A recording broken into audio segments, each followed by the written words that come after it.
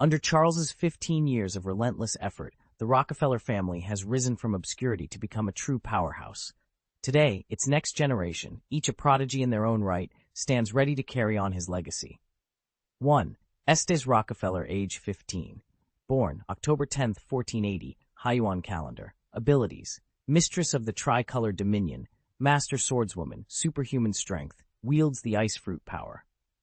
Rank: Elite Lieutenant General level. Mother: Lady Jenny II, Caesar Rockefeller, age 13. Born April 1, 1482, lunar calendar. Abilities: Tricolored Dominion Adept, Animal Morphing Specialist, can summon phantom beasts and the legendary Blue Dragon through his fruit awakening. Rank: Quasi-General level. Mother: Lady Geely. 3. Tesla Rockefeller, age 12, born July 1483, Hyuan calendar. Abilities: A burgeoning talent for fruit powers, still honing his gift, but already marked for greatness. Mother: Lady Sarah IV. Robert Rockefeller, age 10, born January 1485, Hyuan calendar.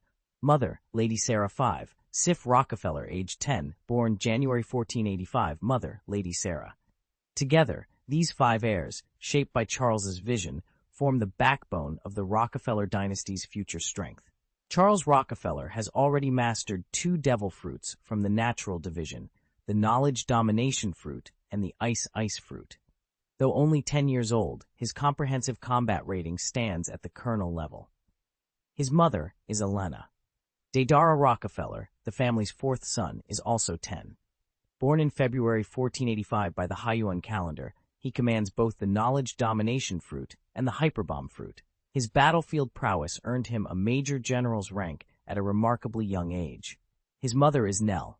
Eve Rockefeller, the 3rd daughter, just turned 10 on February 15, 1485, Hyuan calendar. She wields the Superman fruit alongside the verdant fruit, and her mother is Alice. Logan Rockefeller, the 5th son, is 9 years old. Born January 24, 1486, Hyuan calendar, he transforms into a saber-toothed tiger, an ability granted by a beast-type devil fruit. His mother is Jenny. Julie Rockefeller, the 4th daughter, is also 9. Born February 21, 1486, Hyuan calendar, she possesses the Superman fruit and the sickle fruit. Her mother is Gillian. Phillips Rockefeller, the youngest son, arrived in April 1486, Hyuan calendar. His mother, like Deidara's, is Nell. In the Grand Rockefeller estate, the youngest generation has already begun to make its mark. Each child carries a unique devil fruit power, and like their older brothers and sisters, they all bear the Rockefeller name with pride. 1. Charles Trunks Rockefeller, birth order, 7th son, age 8, birth date September 1487, Hyuan calendar. Mother: Alina. Ability: Wood fruit, granting control over living wood and plant life. 2. Rockefeller Kakarot, birth order, 8th son, age 7, birth date April 1487, Hyuan calendar. Mother: Martha. Ability: Card fruit, allows him to materialize and hurl razor-sharp playing cards. 3. Rockefeller Gilberta, birth order, 9th son, age 8, birth date November 23, 1487, Hyuan calendar. Mother: Alice. Ability: Obsidian fruit, enables him to generate and manipulate volcanic glass. 4. Rockefeller Klein, birth order, 10th son, age 4, birth date October 1490, Hyuan calendar. Mother: Alina. Ability: Door fruit, can open doors through space to teleport himself or others. 5. Rockefeller Slood, birth order, 5th daughter, age 5, birth date November 1491 calendar. Mother: Martha. Ability: Mirror fruit, grants her control over reflective surfaces and illusions. 6. Rockefeller Shakoti, birth order, 6th daughter, age 5, birth date November 11th, 1490, Hyuan calendar. Mother: Jenny. Ability: Phantom Fru, allows her to become intangible and summon ghostly constructs. Though still children, each of these Rockefellers has already demonstrated remarkable talent in mastering their devil fruits. As they grow, no doubt their powers and their reputations will continue to expand, ensuring the Rockefeller name remains legendary for generations to come. Chapter 6: The Youngest Rockefeller Children. Within the sprawling Rockefeller estate, the youngest generation is made up of 7 little ones, 3 5-year-olds, 3 3-year-olds, and the baby of the family. Though they share a last name, each child is unique in age, birth date, and mother. 1. Leonard Rockefeller. Leonard, the family's 11th son, is 5 years old. He was born on November 30th, 1490, Haiyuan calendar. Unlike his human siblings, Leonard belongs to an ancient animal lineage. He takes the form of a small eudiodontosaur. His mother is Alice. 2. Hilud Rockefeller. Hilud is the seventh daughter and also 5. She arrived in December 1490, lunar calendar, and was born to Nell. 3. Sweffa Rockefeller. Sweffa, the eighth daughter, is likewise 5 years old. Her birthday falls on December 15, 1490, Haiyuan calendar. Her mother is Gillian. 4. Simon Rockefeller. Simon, the 12th son, is 3 years old. He was born in May 1492, lunar calendar, and is the son of Wendy, one of the family's maids. 5. Rolling Rockefeller. Rolling, the ninth daughter, is 3 and was born in June 1492, lunar calendar. Her mother is Tianyu. 6. Ackerman Rockefeller. Ackerman is the 13th son and also 3 years old. He first saw the light of day on June 22, 1492, lunar calendar. His mother is Kelly, another of the household's maids. 7. Rachel Rockefeller. Rachel, the family's 10th daughter, was born in May 1494, Haiyuan calendar. Like Simon, she is Wendy's child. Together, these 7 youngsters ensure that the Rockefeller mansion remains a lively and occasionally chaotic place. Charles Rockefeller's household was nothing short of extraordinary. 29 children in all, each one a vital thread in the Rockefeller tapestry. Charles treasured every single brother and sister, certain that once they all came of age, the Rockefeller pirates would shake the very foundations of the world. Among these remarkable youngsters were 1. Daisy Rockefeller, 11th daughter of the family, born June 1494, standard calendar, to Monica, the head maid, has just celebrated her first birthday. 2. Tina Rockefeller, 12th daughter, born September 1494, lunar calendar, to Elena, a trusted maid, also 1 year old. 3. Sarah Rockefeller, 14th child and second son, born July 1494, lunar calendar, to Tianyu, approaching his first birthday. 4. Coffee Rockefeller, 15th child and third son, born August 1494, Haiyuan calendar, to Nina, a maid, nearly 1 year old. 5. Powell Rockefeller, 16th child and fourth son, born October 1494, Haiyuan calendar, to Karina, a maid, just turned 1. 6. Foster Rockefeller, 17th child and fifth son, born November 11th, 1494, standard calendar, to Sophie, a maid, also 1 year old. Together with their 22 older and younger siblings, these 6 infants formed the core of Charles's sprawling family. Each night, as he toured the nursery or paused at a cradle, he vowed to protect them, and to train them in the ways of seamanship, strategy, and audacity that would one day define the Rockefeller pirates. When that day arrived, no nation would stand unshaken. For 2 years, Charles threw himself into his training without ever lagging behind. Instructors shaped his character and talents. Scientists guided his research and analytical skills, while the maids refined his artistic sensibilities. Yet above all else, martial prowess came first. Swordplay, marksmanship, hand-to-hand combat. Day after day, he pushed himself harder, honing both body and mind. But as the seasons turned, Charles grew restless. The South China Sea off-E read little beyond its gilded courts and abject poverty, luxury and squalor side by side, but no true challenge for a young man eager to prove himself. One dawn, he quietly slipped his anchor and set a new course for the fabled East China Sea, determined to discover adventures that lay beyond. No sooner had Charles begun his voyage than the world was rocked by news from the New World. At Ed Wall, the notorious Golden Lion Shiki had marshaled a formidable fleet, seizing control of the first half of the archipelago. Shiki extended an invitation to the Roger pirates, proposing they merge their banners under his command and christen themselves the Flying Pirates. He even offered the coveted post of deputy to the legendary Captain Roger himself. Roger's crew declined. Honor and freedom meant more to them than any title or alliance. Outraged by the rejection, Shiki struck first. Cannons thundered, boarding hooks flew, and battle lines were drawn in the churning waters off Ed Wall. When the smoke finally cleared, neither victor nor vanquished emerged. The clash, however, left the world reeling. No one had expected 2 such titans to collide so fiercely, and the reverberations reached every corner of the seas. As Charles steered toward new horizons, he could never have guessed that this single naval engagement would redraw the map of power across the entire world. The flying pirates, once so confident of their victory, were utterly wiped out by the unprecedented, once-in-a-century storm. Even the feared flagship, the Golden Lion Shiji, vanished without a trace. The abrupt, anticlimactic collapse of the naval battle left spectators dumbfounded, jaws agape at how fate had turned so suddenly.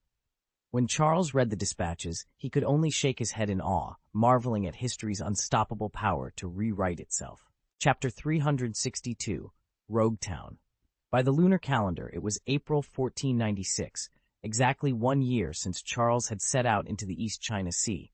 In that time, he'd explored Windmill Village, crossed Twin Moon Village, and even charted the hidden coves of Coco Roya.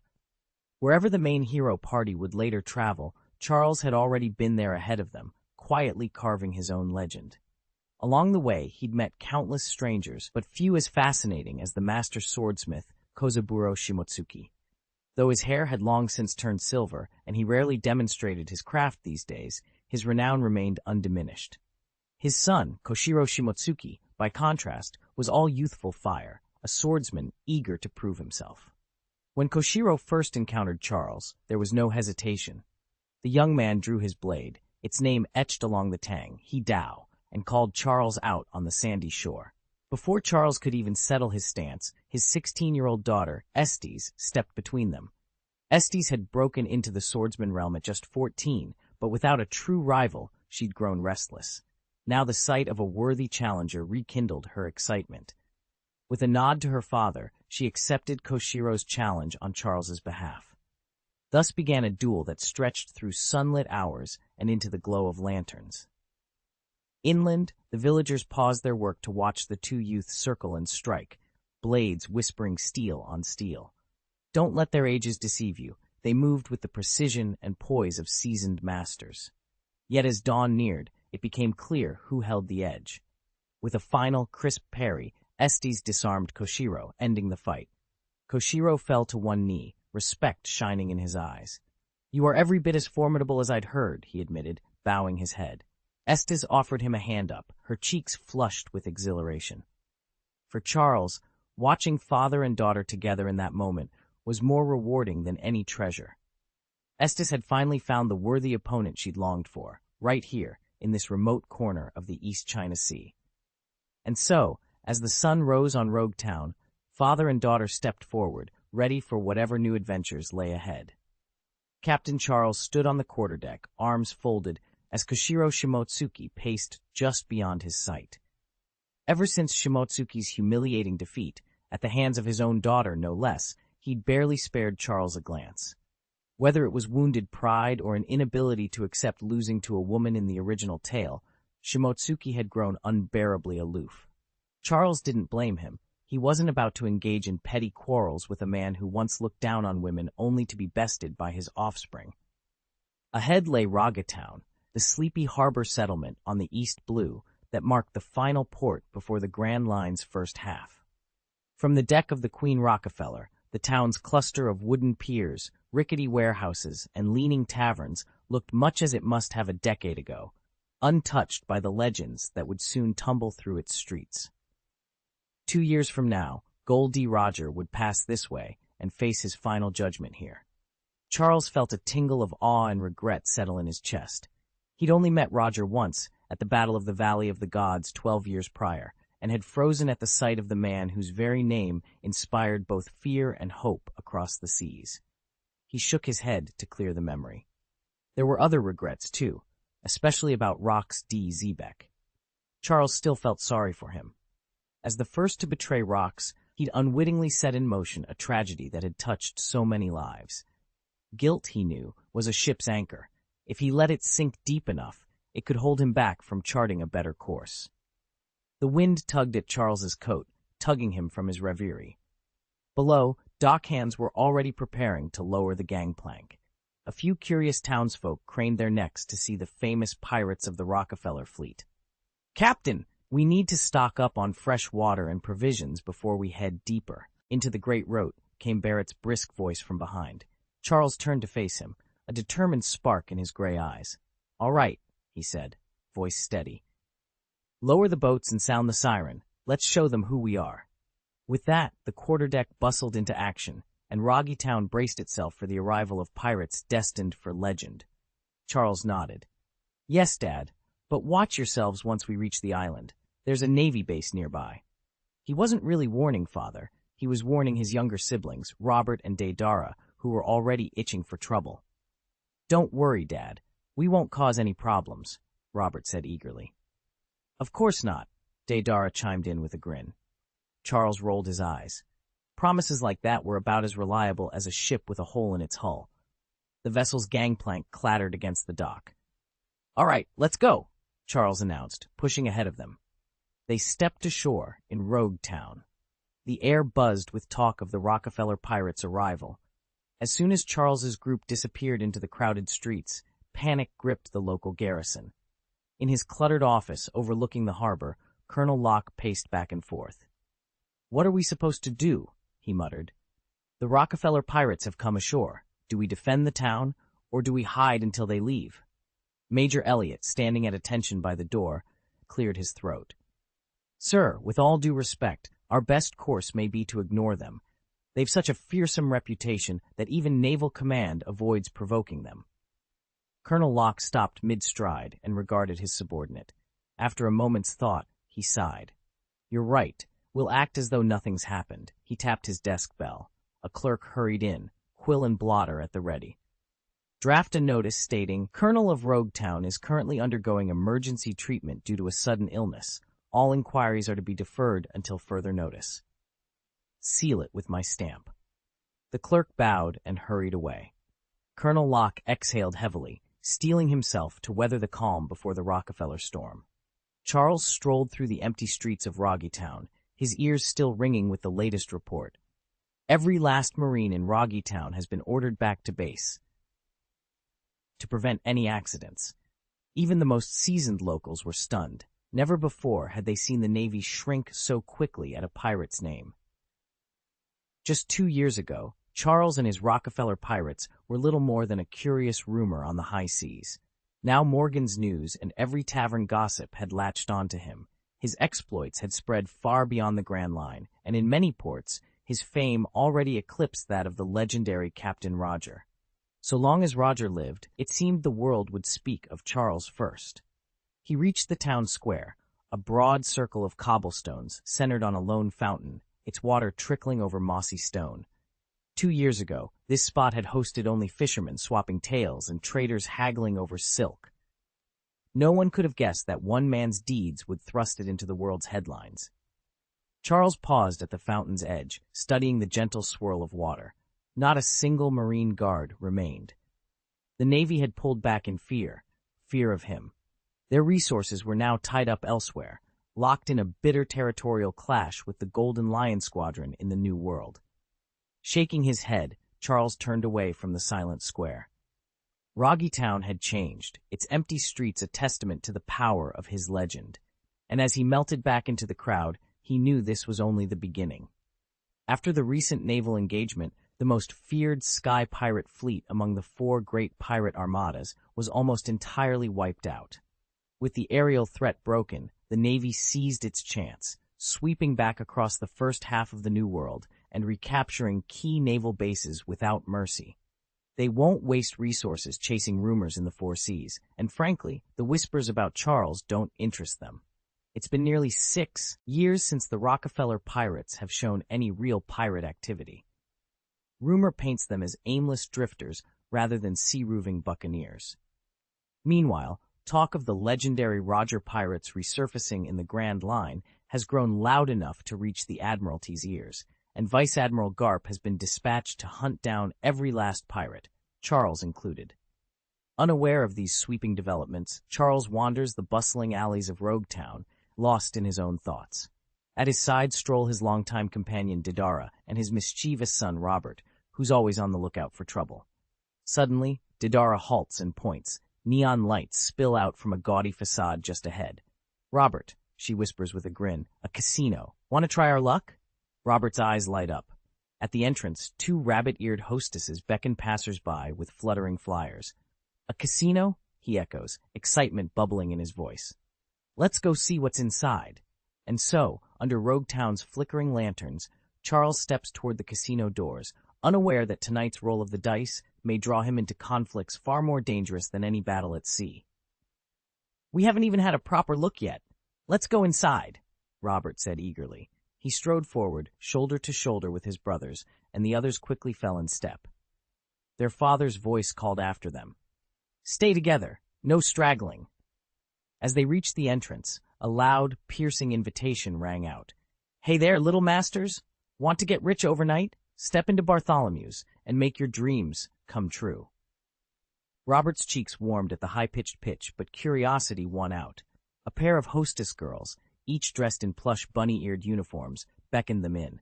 Their outfits gleamed with expensive fabrics and tiny jeweled accents, and the girls themselves wore mischievous, glowing smiles. From head to toe, Robert and his brothers looked every bit the pampered sons of wealthy families. One hostess flanked them on the left, the other on the right, gently urging them through the doorway. As the group paused, Didara leaned close to Robert and whispered, "Do you have any money on you?" Robert hesitated, glancing at his peers, then met Didara's eyes. The possibility of striking it rich shimmered just beyond the threshold, if only he could muster the coins to enter. When Robert heard that, his face lit up with pride. "I've been squirreling away my allowance for this moment. Just wait, I'll show the quartet what I can do." His triumphant shout rang through the air, and the two girls at his side turned to him, their eyes shining with admiration. Chapter 363. Casino Charles and his party stepped up to a high-stakes table in the heart of the casino. The room's muted roar of coins and laughter seemed to falter when a middle-aged man with a thick beard looked up from his seat. "Ha! A grand casino with hardly anyone to play?" he scoffed, waving an attendant over. "Bring in some fresh faces. Let's get this table rolling." At his command, a bunny girl ushered 5 or 6 of Charles's companions forward. She brushed past the bearded man, her fluffy tail swaying, and greeted him in a low, husky voice. "Sir, our casino never refuses a distinguished guest." The man's stern expression softened at her approach. "Perfect," he said, leaning forward. "Let's begin." Charles shot a quick glance at Didara, who was studying the cards laid out before them. "You ready for this?" she asked quietly. "I'll show you," Charles replied with a determined nod. He swept up his cards and placed a tidy stack of chips on the table. 100,000 Baileys, he declared. The bearded man smirked and instantly matched the wager. Charles stole a glance at his hand, feeling the weight of every chip, Baileys he'd painstakingly saved from his father's funds. "Call," Charles said, tossing in another pile. 100,000 Baileys. Chips clattered on the felt. The game was officially underway, and the stakes had never been higher. The dealer pushed a fresh stack of 100,000 Baileys into the pot. Deidara, Trunks, Philip, and Kakarot exchanged nervous glances beside Robert. "Show your cards," the dealer announced. The middle-aged man sitting opposite Robert flipped his hand face up first. Robert's jaw dropped when he saw the straight staring back at him. "No, wait," he stammered. "Big straight. House wins," the dealer called, scooping up every chip Robert had risked. "Damn it, I was so close," Robert muttered, slumping back in his chair. Deidara leaned over to inspect Robert's discarded cards. "Want to go again?" he asked. The dealer glanced at the 4 young onlookers with a grin before turning back to Robert. "How much do you have left? Shall we deal another round?" Robert swallowed hard. "That was it. All I've got is one last 100,000. "Perfect," Deidara said, nodding to the dealer. "Let's do it." Robert shot Deidara a panicked look. "This is literally everything I own." Deidara patted his shoulder reassuringly. "Don't worry," he said. And with that, the dealer began shuffling for the next hand. "As long as you win just one more hand, you'll get everything back." The hush of conspiratorial whispers between 2 of the onlookers carried across the table, and the entire crowd broke into encouraging smiles. "Go on, Brother Robert. Try again. Maybe this time you'll pull it off." Trunks jumped in, eyes shining with excitement. "Yeah, one more shot, Robert." Under the weight of their cheers, Robert clenched his jaw, pushed every last Bailey chip he'd saved over the years toward the center of the table, and said, "All in." The dealer, a middle-aged man with a hawk-like gaze, nodded and began to deal the cards. Robert's heart pounded as he eyed his hand. In an instant, hope drained from his face. "I fold." He thrust his poor hand onto the table. The croupier gathered up the Bailey chips Robert had just risked and slid them back to him. "Why fold so fast? Wasting all those Baileys," the dealer remarked, puzzled. Deidara, who hadn't seen Robert's cards, frowned. "They must have been that bad? He couldn't even play them?" Robert whispered to himself, his fingers tracing the edge of the chip stack. He ached at the thought of another needless loss. "Then, what choice do I have?" He looked up, determination flickering in his eyes. The game wasn't over yet. "Want to keep going?" Deidara sighed, feeling the sting of regret. After all that money lost, he could have eaten like a king. "Hey, Robert Deidara, can I play too?" At the sound of his voice, Robert, Deidara, and the other brothers looked up. Charles wore, as already leaning in, eyes fixed on the cards spread across the green felt. "No," Robert snapped, waving him off. "You're way too young. If Dad finds out I brought you here to gamble, he'll skin us both alive." "That's right," Deidara chimed in, glancing nervously around the crowded casino. They'd been doing fine on their own, but involving the kid? Tonight, his own backside wasn't out of danger. Charles leaned forward with a grin. "Come on, you two. I can win our money back." He studied the two hands on the table with calm confidence. Moments ago, he'd quietly worked out the rules, and now he knew he could beat them. "Have you forgotten my special talent?" he muttered so low no one else noticed. Robert had just folded, and the other players held their breath, waiting to see who'd take the pot. Charles simply smiled. He was ready to show them exactly what he could do and reclaim every last penny they'd lost. Robert and Deidara exchanged stunned glances. A devil fruit that lets you control cards was tailor-made for a casino. Just imagine the edge Charles could have. They both nodded. Robert stood up, and the middle-aged man across the table let out a triumphant laugh. "Wimp," he taunted. "You've lost again. Don't feel like playing? Run back home to your mother." Robert's eyes narrowed. Clearly the man was getting cocky, but Robert wasn't finished. He waved Charles forward. "Your turn," Robert said coolly. The man's grin faltered as Charles took his place. Robert ignored him and turned to the dealer. "Deal." The croupier wasted no time. He sliced the deck, riffled through it, and handed out the cards. Charles studied his hand, a familiar thrill surging through him. This was exactly where he belonged. With a steady breath, he tapped the table. "I'll call." Charles didn't even glance at his cards before raising the stakes. 100,000 Baileys! The middle-aged man, flush from his last few victories, snarled and pushed forward his stack of chips. "You think that scares me? Fine, I'm in. 100,000 Baileys." Charles let his gaze drift back to his hand. 3, 4s, 6, 7. His brow furrowed, but he remained calm. He casually rubbed the edge of his cards, and as he locked eyes with each of his three opponents, a faint red glow flickered in his vision, revealing their whole cards with uncanny clarity. A crooked smile spread across Charles's face. He slapped 3 small cards on the table. 3 2s, full house. I take it all. 2, 2-4, 2-4. At that moment, the trio seated at the Diaoyutai table went silent. The middle-aged man stared at his own A2-3 in disbelief. The other two tossed their cards down in frustrated resignation. Not one of them had expected Charles to pull off a 3-of-a-kind out of thin air, and certainly not to turn their confident raise into his own victory.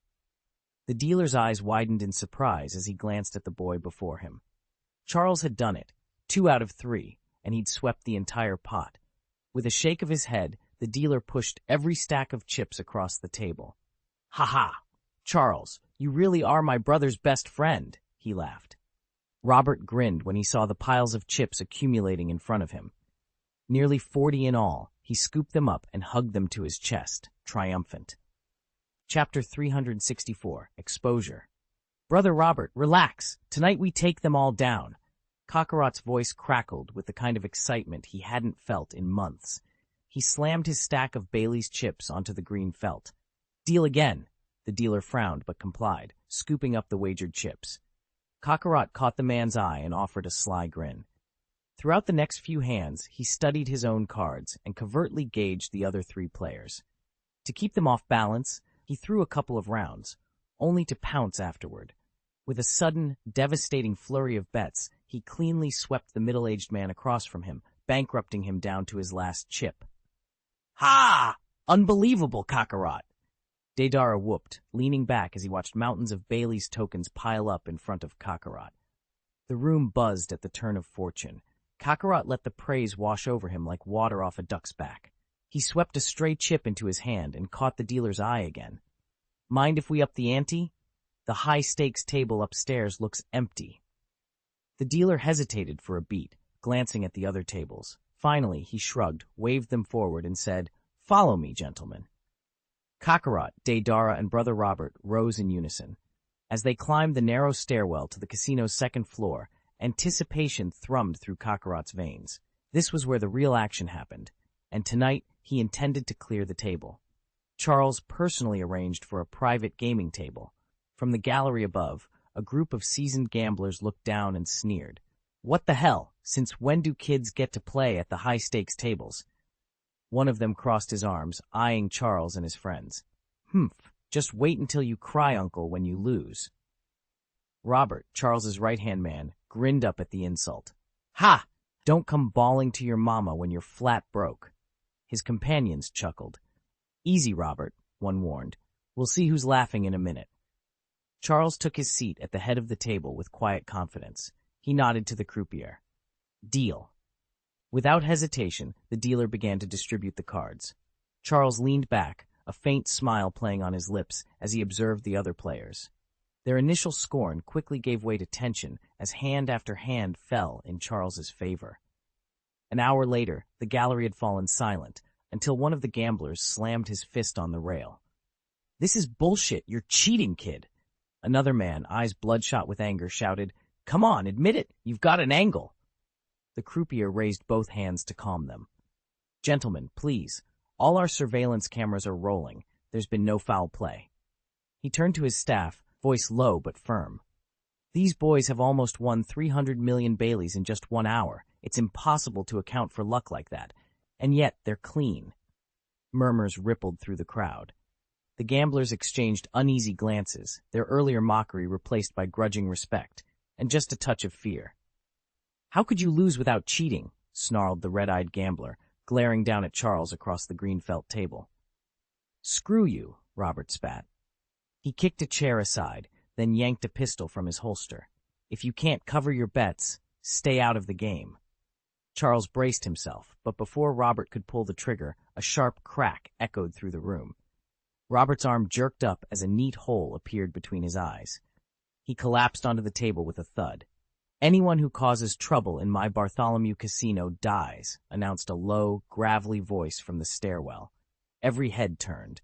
On the third-floor landing stood a broad-shouldered man with emerald hair and gleaming fangs, a smoking musket resting casually on his shoulder. "That's Bartholomew Din," someone whispered. "The boss of this entire street." Bartholomew's cold gaze swept over the remaining gamblers. "After losing to a bunch of kids, you still whine about cheating? If you can't afford the stakes, get out." At his command, hulking enforcers stormed in, dragging the disgraced gamblers from their seats and tossing them into the street. Charles exhaled, heart pounding, as silence settled over the casino. The game was his, and nobody was going to take it from him. Charles leaned over the second-floor balcony, his eyes fixed on the man commanding the table below. Bartholomew Din caught sight of him and shouted up, "Hey, kid, come on down and play with me." Down on the casino floor, Din swept his gaze over the small group of youngsters clustered around the gaming tables. "What game do you boys want to play?" he asked. Robert pushed back his chair and stood. "What are we playing?" Din glanced at the spread of cards on the table. "The same thing you've been playing. Golden fried flour. Come try your luck." He motioned toward the stairs. Robert and Deidara exchanged nervous looks, then turned to Kakarot. Surrounded by a dozen imposing men in black suits, Kakarot simply nodded. Together, they descended to the ground floor and climbed a narrow service staircase up to a private gaming box on the third floor. Inside the plush, dimly lit room, Bartholomew Din threw back his head and laughed. "Well, what have we here? A bunch of amateurs." He regarded the kids at his table, who'd already turned their modest stakes into nearly 3 million berries. "Kakarot!" Kakarot slid into the seat opposite Din. With a confident grin, Din addressed him. "In under 2 hours, you turned 50,000 berries into almost 3 million. I've never seen anyone win that fast." Care to make another wager with me? Absolutely, Kakarot said, without hesitation. He waved to one of his bodyguards, who produced a satchel of berries and placed it on the table. Din's grin widened. Excellent choice. Let's see if lightning strikes twice. And with that, the two men bent over their cards as the kids watched, breathless with anticipation. Deal the cards! Bartholomew Din barked, waving his hand. The croupier immediately began shuffling and dealing. Thus began the high-stakes duel between Charles and Bartholomew Din. Time seemed to crawl. Charles leaned back in his chair, utterly unflustered, as towering stacks of chips amassed before him. Across the table, Din's composure fractured. His brow darkened, his mouth set in a hard line. Even the dealer's hands trembled slightly as he dealt each card, and the tense quiet was broken only by the soft clink of betting chips. Din couldn't fathom how this 10-year-old boy kept winning. Charles had let a few rounds slip, no doubt deliberate, to bait Din into overconfidence. As the croupier slid them their cards, Din caught the dealer's eye and gave a barely perceptible nod. Charles and the onlookers, drunk on the boy's streak of victories, didn't notice. Charles followed his usual routine. He glanced at Din's hidden cards, then at his own, and let his fingers dance over the edges. Without a word, he laid his hand on the table. Straight flush, Charles declared calmly, revealing the hearts Jack, Queen, and King. Bartholomew Din stared at the hand in disbelief.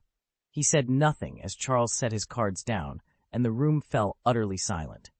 The moment the croupier drew his pistol, he leveled it squarely at Kakarot. Kakarot's eyes narrowed. "What, something you can't afford to lose?" he demanded, his youthful voice low but charged with barely restrained fury.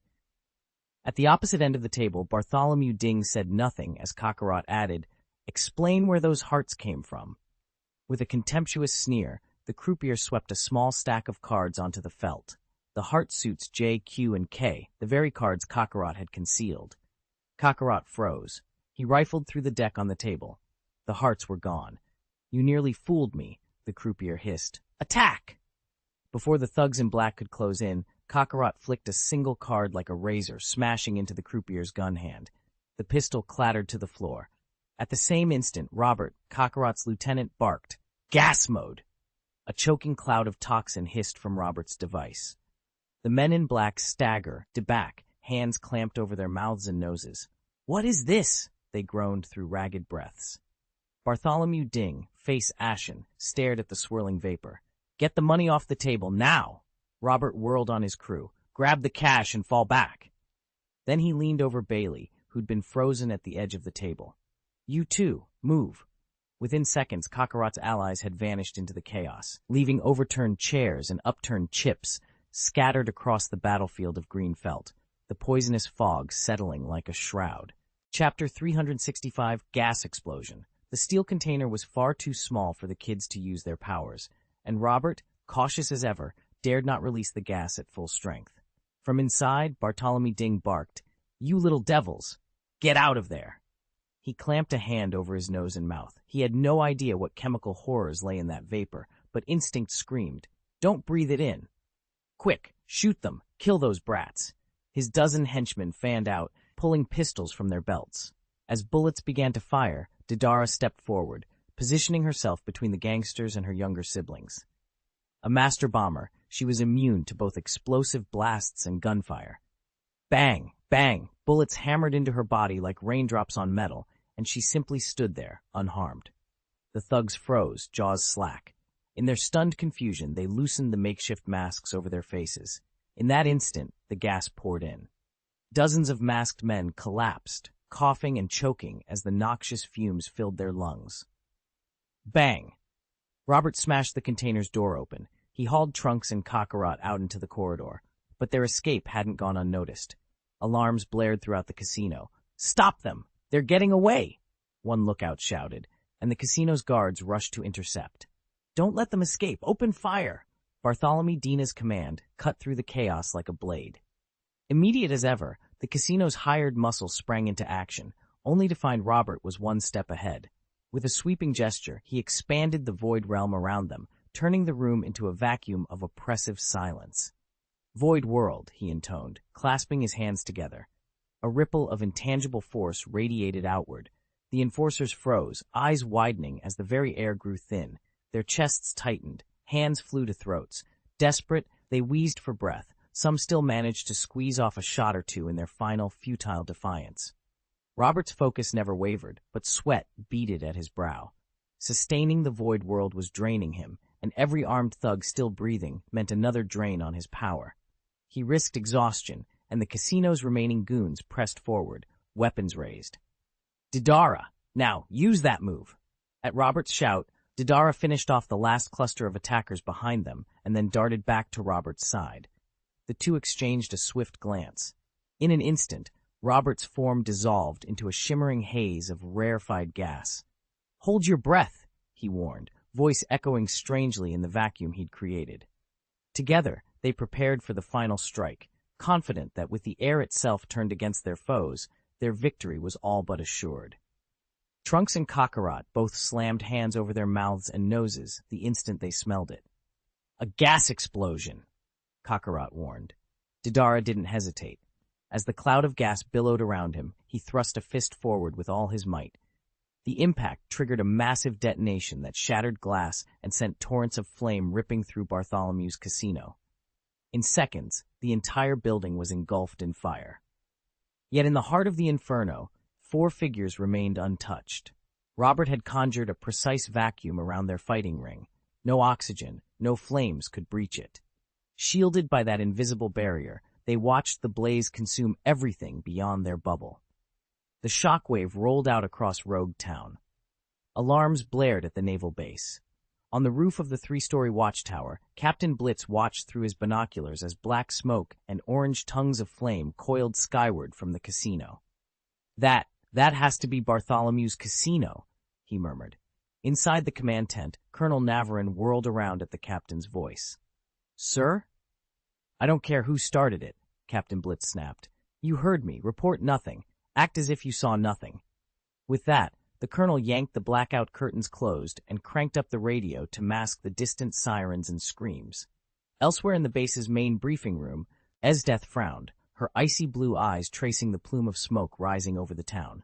Beside her, Caesar tensed, crackling violet energy in his fists. Barrett's knuckles turned white, ready for action. Charles narrowed his gaze, the reflection of flames dancing in his steel blue eyes. They all recognized the signature destruction. Robert and his team had struck, and now Rogue Town was ablaze. Yet higher orders forbade any official reaction. The casino's inferno would burn unchallenged, at least for now, while secrets smoldered in every corner of the naval base. Charles hurried toward the source of the commotion, and the others followed suit. His heightened awareness spread across the island, instantly piecing together what had just happened. Why on earth had these brats chosen to set off an explosion in a casino? He frowned but kept his pace measured, projecting a calm, watchful authority, determined to make sure no one else was in danger. A sudden blast rocked the room. Deidara, standing at its core, escaped uninjured by the shockwave, but the acrid smoke that poured in made him choke. "That was intense," he gasped between coughs. Robert, eyes wide with excitement, let out a whoop. "Deidara, that blast was brutal. So cool." Trunks, finally able to breathe freely, punched his palm in triumph. "Yes, that was incredible." Robert merely grinned. All around them, the gangsters who'd tried to charge in lay motionless on the casino floor, their bodies charred black, the air thick with the stench of burnt flesh. Deidara swallowed hard as nausea rose in his throat. The scene was grim, but undeniably effective. Robert moved instantly. "Let's go," he barked, then spat into the air. "You miserable little brats." From the overturned crate crawled a charred figure, skin blackened and raw with deep burn scars. It was Bartholomew Din, very much alive. "You haven't gotten rid of me yet," he growled. Robert stepped back. Bartholomew said nothing more, but fixed the 4 youths before him with a glare full of malice. "Humph. I lucked out and survived your little stunt," he sneered. "Now you'd better show your faces, unless you want to die begging for mercy." Hatred flared in Deidara's eyes. He'd learned from his father that there was no room for mercy when an enemy stood before you, especially one so full of spite. Rising on silent feet, Deidara drew the pistol from his belt, took careful aim at Bartholomew's forehead, and fired. Bang! Bartholomew's head snapped back, and he crumpled to the ground, lifeless before he hit the floor. In one swift, decisive shot, Deidara had put an end to him. Kakarot merely glanced his way, silent witness to the final act. "Let's go," Deidara shouted. Kakarot hesitated. Something about this fight didn't sit right. Ambushing and killing the casino's owner left a knot of guilt in his stomach. But before he could voice his concerns, Deidara waved him off. "Hold on. We haven't looted the place yet. Let's hit the 4th floor. There's bound to be something worth taking." With that, Deidara raced up the stairs. At the mention of treasure, Robert and Trunks quickly followed. Kakarot remained behind for a moment, staring down at the fallen boss. He still didn't even know the man's name, and now he lay dead, all because of their trap. Had they gone too far? "Hey!" Kakarot sighed and climbed the steps more slowly. When he caught up with Robert, he spoke quietly. "Robert, do you think we overdid it?" But Robert was already busy rifling through the corpse's pockets, completely ignoring him. Chapter 366, The Superman Barrier Fruit. Robert was rifling through the rubble in search of treasure when he caught sight of his brother Kakarot standing a few paces away, lost in thought. Despite his occasional penchant for mischief, Kakarot was fiercely loyal to his siblings, and Robert knew it. He dropped to one knee, rummaged in a pouch at his belt, then straightened up, brushing dust from his coat. "Why the long face?" Robert asked, clapping Kakarot hard on the shoulder. "Relax, we're pirates. No need to be racked with guilt." Kakarot winced at the blow but offered no reply. Deep down, he couldn't shake the unsettling conviction that everyone inside this casino had, in one way or another, sealed their own fate. He'd demonstrate no mercy to anyone who dared raise a gun at him or his crew. Still, he pushed the thought aside. They were pirates. Fear of conscience had no place among them. He took a steadying breath, refocused on the makeshift treasure hunt, and fell silent. Moments later, a voice rang out across the cavernous, lamp-lit hall. "Robert, over here, come quick! You've got to see this!" It was Deidara, his tone brimming with excitement. Robert and the other 2 crewmen exchanged eager glances before sprinting toward the source of the shout. There, cradled in Deidara's arms, sat a small, ornately carved chest. Its metal bands gleamed dully in the lantern light, and a heavy lock promised wonders within. Robert's heart skipped a beat. Whatever lay inside that box was bound to change everything for the Black Tide pirates. And if it was half as valuable as Deidara claimed, they'd be the richest crew in all 7 seas. The moment Robert laid eyes on the small wooden chest, his heart skipped a beat. "You found a devil fruit?" he blurted out, hardly able to contain his excitement. Deidara beamed at him, and the 2 others gathered around.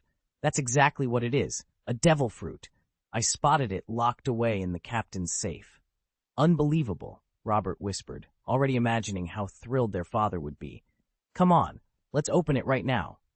Just as Deidara knelt to pry open the lid, a familiar voice rang down from the landing above. "Robert? Deidara? What are you up to?" They looked up to see Caesar and Estes descending the stairs. Robert sprang to his feet. "Sis, bro," he called out. "Big sister, big brother." Deidara echoed, rushing forward with the chest tucked under one arm. "We've got a devil fruit." Caesar's eyes glittered as he stepped closer. "A devil fruit, you say? Let me have a look." With a proud grin, Deidara offered him the chest. Caesar accepted it reverently, fingers brushing the iron latch as if he could already taste the power contained within. Caesar lifted the box and flipped it open. Inside sat a green, pineapple-shaped devil fruit. "Well, would you look at that? Genuine devil fruit. Your luck's unbelievable." He snapped the lid shut and took in the mess around them. The 4th floor above was intact, but the 3 levels below lay in ruins, the air still heavy with the stench of gas. Whatever brawl had taken place, these 4 kids had clearly come out on top. The broken bodies scattered downstairs made that painfully obvious. "Brother Caesar, here's what happened," Robert said, rolling his eyes. He, along with Estes, Kakarot, and Charles, quickly filled him in on their ill-advised casino gamble, the ensuing fight, and how they'd narrowly escaped. Caesar paused, surprised by their tale, then broke into a broad grin. Estes frowned, crossing his arms. "You do realize that if Dad finds out you've been gambling in the casino at your age, he'll string you up and beat you within an inch of your lives, right?" At those words, the other 3 turned ashen. Even Kakarot broke into a cold sweat. Caesar just chuckled, his arms still folded. "Still," he began, amusement dancing in his eyes. How could I stay angry when you kids deliver such a fruitful surprise? He leaned forward, mischief on his lips. However, Charles stood before the small group, his voice low yet firm. This matter, Dad, probably doesn't know yet, though he might catch wind of it soon. He tapped his thumb against his index and middle finger, a silent signal the four watching him instantly understood. Robert's eyes lit up. With a knowing nod, he lifted the overflowing box of Bailey's chocolates, scooped out 2 generous handfuls, exactly 2/3 of the total, and passed one portion to Esdeath, the other to Caesar. Esdeath hesitated, glancing at Robert's eager face and the hungry stares of their companions. At last, she accepted her share. Relief spread across the 4 onlookers, and Caesar tucked his chocolates into his pocket with a grin. Don't worry, he promised. Your secret's safe with me. No sooner had he spoken than a rich, familiar voice echoed down the hallway. Secret, you say? As his father, I think I'm entitled to know. Every color drained from their faces. Caesar's legs trembled, and a bead of cold sweat slid down his temple. Father? He choked out. All 6 froze, turning toward the staircase. There, perched casually on the banister, was Charles's father. Even Esdeath, who rarely showed surprise, went rigid. Father, she echoed under her breath as he began his leisurely descent, curiosity and dread etched on every face. Why are you here? Caesar greeted them with a casual lift of his eyebrow, then, almost as an afterthought, pushed the money back into Robert's hand. Esdeath followed suit, returning the bills with polite formality. Robert glared at Bailey, who was holding a thick voucher, and felt his blood boil. How could they just send him away now, when something this big was happening? What's going on? You're not even going to stick around for this? Robert demanded. Charles, leaning against a crate, grinned. I've been rolling the dice since I was 12. Think a little excitement like this could lure me away? Of course not. Robert hurriedly stuffed the voucher into his pocket. Bailey, Caesar, and Esdeath did the same, looking sheepish. Charles shook his head, smiling at their discomfort. Then he turned to the small, ornate chest still held by Caesar. All right, enough chit-chat. Hand over the chest. Caesar immediately stepped forward and with both hands passed the box to Charles. Kneeling down, Charles opened it. Inside lay a devil fruit, unlike any he'd seen before. Its bright green rind was patterned in ridges that fanned out like the leaves of a pineapple. In an instant, every scrap of devil fruit lore he'd ever gathered flooded his mind. His eyes went wide. Barrier fruit, Superman model, Esdeath froze, her eyes widening in shock. No, you're not saying it's the real one? Charles didn't forget how the last barrier fruit user had died in his hands, a miserable old man named Heitan Chanwan. You're so damn lucky, he muttered, staring at the smooth, mottled orb in his palm. You actually found this devil fruit. He turned it over thoughtfully. In a previous life, this was the legendary barrier fruit, praised by countless bounty hunters for granting its user absolute defense. Yet old Heitan Chanwan hadn't lasted long. He was frail from age and years of overindulgence. After maintaining an impenetrable shield for nearly half a day, his body finally gave out and he collapsed where he stood. Before anyone could save him, Esdeath, the notorious pirate, had swarmed in and finished him off. Charles shook himself out of his reverie. He had no intention of harming Robert or the others. At most, he'd give them a stern talking to. But now that fate had placed this devil fruit in his hands, there was little point in dragging out their panic. He smiled and slipped the barrier fruit into his satchel. All right, he said casually, I'll let you off this time. Robert and his companions exhaled in unison, relief flooding their faces. It had been a close call, but for now, Charles was satisfied to simply walk away. Chapter 367, Whiskey Peak. A thunderous blast ripped through Raga Town when Robert and Deidara set off their charges. In an instant, terrified residents bolted indoors, shuttering doors and windows. The once bustling streets lay eerily deserted. Standing in the silent square, Charles scratched his head and sighed. Boredom gnawed at him. He spread his arms. Our supplies are loaded. We might as well get out of here. Clearly, they don't want us sticking around. The crew exchanged weary looks and nodded in agreement. Raga Town's hospitality, it turned out, was far scarcer than they'd expected. By dawn the next day, they were back at Raga Town Harbor, loading the last of their cargo onto the schooner Sea God Poseidon. With a final shove from the dockhands, the vessel cut loose from the pier and headed out to sea. On deck, Colonel Martinez barked orders to his deputy. "Send word straight to Navy headquarters. Make sure they know we kept the Rockefeller pirates at bay and rallied the townspeople to push them back." The deputy saluted and darted below decks to dispatch the report. Within hours, the sea god Poseidon was slicing through the waves, bound for its next destination. 4 days later, the jagged silhouette of Upside-Down Mountain loomed ahead, Charles's fourth visit to this forbidding isle. "Hold on," Robert muttered, peering up at the forlorn lighthouse perched on the cliffs. "Where's the old keeper who normally mans that tower?" The beam of the lighthouse lay dark, its guardian nowhere in sight, and a cold sense of foreboding settled over the deck. Chapter 10: The Silent Lighthouse. Charles, Didara, and Robert stepped into the old lighthouse, its air thick with dust and neglect. Cobwebs draped every corner, and the lanterns on the walls hadn't been lit in ages. At the foot of the spiral staircase, they found an elderly man, his uniform torn and his breathing shallow as he leaned against the cold stone. "I don't know," Didara said, kneeling beside him. "Could a passing pirate have done this?" Robert crouched to examine the man more closely. "I doubt it. He didn't strike me as someone incapable of defending himself." He shook his head and stood. "We can't waste time speculating. The Grand Line awaits. Let's move." Charles moved to the dusty window and looked out at the churning sea beyond Reverse Mountain. "Right," he agreed. "The Grand Line. Here we come." With that, they hurried back to their boat. They sailed through the narrow passage of Reverse Mountain without pausing, and before long, the ship broke into the tumultuous waters of the Grand Line. Their next destination loomed on the horizon, Whiskey Peak, notorious for its bounty hunters and pirate hideaways.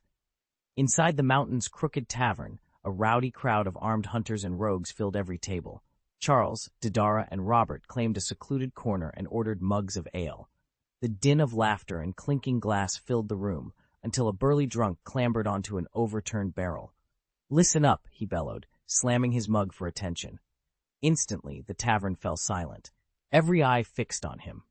Grinning wildly, he continued, "Word is, the Rockefeller pirates have busted into the Grand Line, and they're heading right for Whiskey Peak."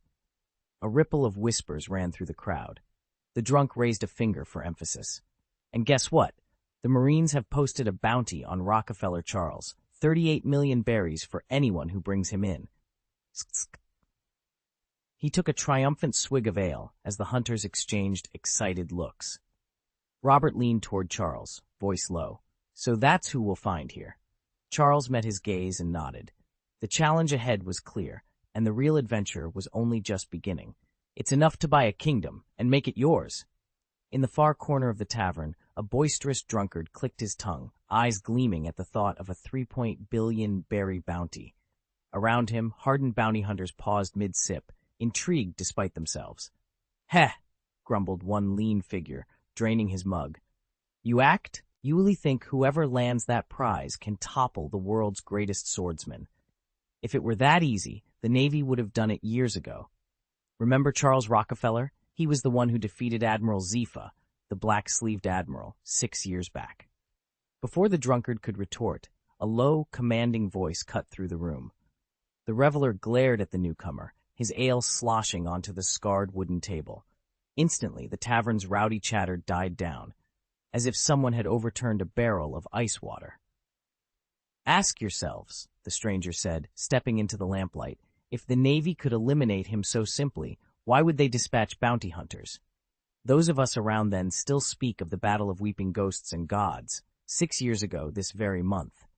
Morgans had cameras rolling from start to finish. It never hit the public feeds, but leaked footage spread like wildfire through the underworld. In our line of work, a reputation can be the crosswind that sinks or saves you." The tavern's barkeep, wiping suds from his counter, glanced nervously at the assembled hunters. "And if the rumors are true," he added in a hushed tone, "thousands of pirates have already mustered at Whiskey Mountain today." The tavern at Whiskey Mountain Harbor buzzed with talk of Charles Rockefeller. "Plenty of folk here want to kill him and turn in his head for the bounty," one rough-hewn sailor declared, slamming his mug on the table. A glass of ghost wine on the next stool seemed to glimmer in response, its pale liquid darkening to a deep crimson. The stranger who held it chuckled softly and raised the glass in a mocking toast. "Hey, let them try," he scoffed. "I wouldn't put my money on those hunters. Why waste your time after Rockefeller's head when you could join the Rockefeller pirates, climb aboard the Charles Rockefeller, and make your fortune in the New World? Who's with me?" A ripple of excitement ran through the crowd. Some patrons eagerly discussed banding together to slay Charles and live like kings on his bounty. Others leaned forward, eyes alight, already imagining themselves as officers under the Rockefeller flag.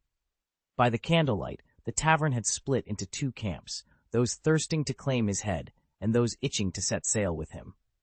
Amid the clamor, a lone figure sat in the shadowed corner. He looked scarcely out of his teens, short jet-black hair, sharp amber eyes like an eagle's. He wore a burgundy shirt embroidered with dark swirls, a fitted black coat, crisp white trousers, and polished black ankle boots. On the table beside him rested a black velvet top hat with a pristine white band. Under its brim, he watched every heated exchange unfold, every hopeful glance cast his way. Calm, calculating, and entirely out of sight, Charles sat alone in the dimly lit tavern of Whiskey Peak, a glass of red wine cradled in one hand. He let the crimson liquid swirl on his tongue, eyes half closed as he tuned in to the low murmur around him. "The world's #1 swordsman," someone whispered nearby. He rose with deliberate grace, planted his drink on the bar, and slipped a tall black top hat onto his head. The massive cross-bladed broadsword strapped to his back caught the lantern light as he strode through the swinging doors into the cool dusk outside. On the weathered wooden dock, two groups faced off under the fading sky. To Charles's left, a band of bounty hunters, shotguns resting on their shoulders, eyes narrowed in challenge. Opposite them stood several sword-bearers, all turning to watch Charles. One of the bounty hunters spat on the dusty planks. He was lean and wiry, a knife glinting at his belt. "Hey, you!" he barked. "What do you think you're doing here?" Charles paused, tipping his hat back slightly.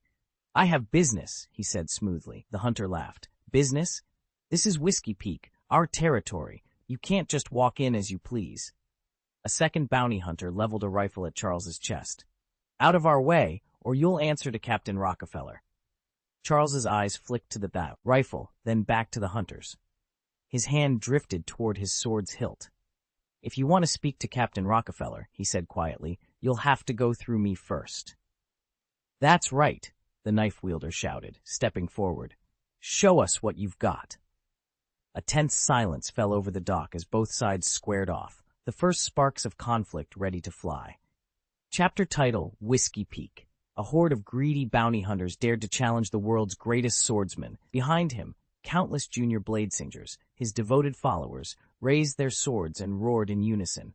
The so-called bounty hunters, caught off guard by the sheer number of steel-bright blades, froze in stunned silence. Charles, the legendary master swordsman, stepped forward, his sword glinting in the sunlight. "Brothers," he called, his voice carrying over the crowd. "Do you crave glory? Do you yearn to serve under the world's finest blade? Draw your swords, cut down these criminals, and earn your certificate of honor from the Rockefeller pirates." An ecstatic shout thundered back. "Yes! We want that certificate!" Fueled by the promise of fame and fortune, the young swordsmen surged forward. Their blades sang through the air as they closed in on the bounty hunters at the docks. One swordsman, eyes ablaze, taunted, "Come on, cowards! Shoot me if you've got the nerve!" The bounty hunters hesitated, pistols trembling in their hands. They never intended to provoke a riot. But there was no turning back now. With a single cry, the swordsmen charged. Steel met leather and cloth in a bloody cascade. Any gunman caught without a blade was cut down mercilessly. Chaos engulfed Whiskey Peak's harbor as the clash of swords and the smell of gunpowder filled the air. "By all that's holy," one wounded bounty hunter panted, firing wildly into the melee, "is this truly the power of the world's #1 swordsman?" Amid cries for mercy and the clangor of steel, Whiskey Peak descended into total war, its wooden piers soaked in blood and legend alike. The bounty hunters, who weren't already locked in combat on the docks, froze in shock at the sight of the melee unfolding at the port. Even more unsettling was what lay beyond the harbor. A massive warship, its gun ports yawning like hungry maws, was slowly steaming toward Whiskey Mountain. "Huh, there's a fight going on down there," Deidara muttered, lifting a pair of binoculars and sweeping the shoreline. "Where? Where?" Robert leaned forward eagerly, snatching the binoculars from Deidara's grip. "Pirates?" he guessed, his eyes narrowing as he peered through the lenses at the frantic scuffling of men on the quay. Chapter 368. Robert squinted at the island's harbor and frowned. "I don't see any pirate flags," he reported, his voice tense. "But there's definitely fighting down there. We should call it in." Deidara burst out of the corridor and dashed toward the captain's cabin. "Dad, there's a battle going on at the next island." Inside, Charles, formerly known among the crew as Charlotte, stood studying a crude sketch of the archipelago. At the sound of Deidara's voice, he turned, his keen eyes narrowing as he followed her gaze through the cabin's porthole. Far below, the docks were engulfed in chaos. Flames licked the wooden piers, men in tattered uniforms shouted and charged at one another, and bodies already lay discarded on the cobblestones. "What on earth is happening down there?" Charles demanded. "It looks like Whiskey Mountain," Robert chimed in, having joined the pair. "Isn't that the bounty hunters' stronghold? Have they come after you?" Charles's jaw tightened. "They wouldn't risk attacking our ship, unless they want my head." He tapped his fingers against the table thoughtfully. "But why do I hear them shouting Rockefeller? Is someone named Rockefeller involved?" Deidara bit her lip. "I don't recognize the name, but they're brandishing rifles and throwing bombs. It's a full-scale eruption of violence." Charles studied the smoldering docks for a long moment. Then he straightened, determination settling over his features. "All right, we'll find out who's stirring up trouble." He turned to the messenger standing at attention. "Alert every deck," he ordered. "Sound the 3-level alarm." "Aye, Captain," the messenger replied briskly. Moments later, the klaxon began its urgent wail. Throughout the sea god Poseidon, sailors snapped to attention. Helm boys abandoned their wheels, gunners rushed to their posts, and riggers scrambled up the shrouds. The great ship quivered with energy as it prepared for action. Charles watched from the quarterdeck, Deidara at his side, and Robert bracing himself on the rail. Below them, the island's discord roared on, a violent symphony that begged to be understood, and, if necessary, answered in kind. "Set a course for Whiskey Mountain," Charles ordered, "and keep your eyes open for Rockefeller. I want answers before this outburst threatens our voyage." "Aye, Captain," came the chorus of replies, and under the fluttering sails, the sea god Poseidon surged forward into the misty channel, bound for the bloody heart of the conflict. Countless fighters scrambled onto the deck, weapons at the ready. All eyes fixed on the island rising on the horizon, its sheer cliffs bathed in morning light. Charles let out a sharp whistle, his signal for everyone to prepare for battle.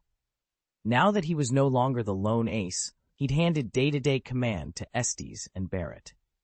Unless an enemy proved his equal, Charles planned to hold back, but he kept watch, wary of some hidden master striking without warning.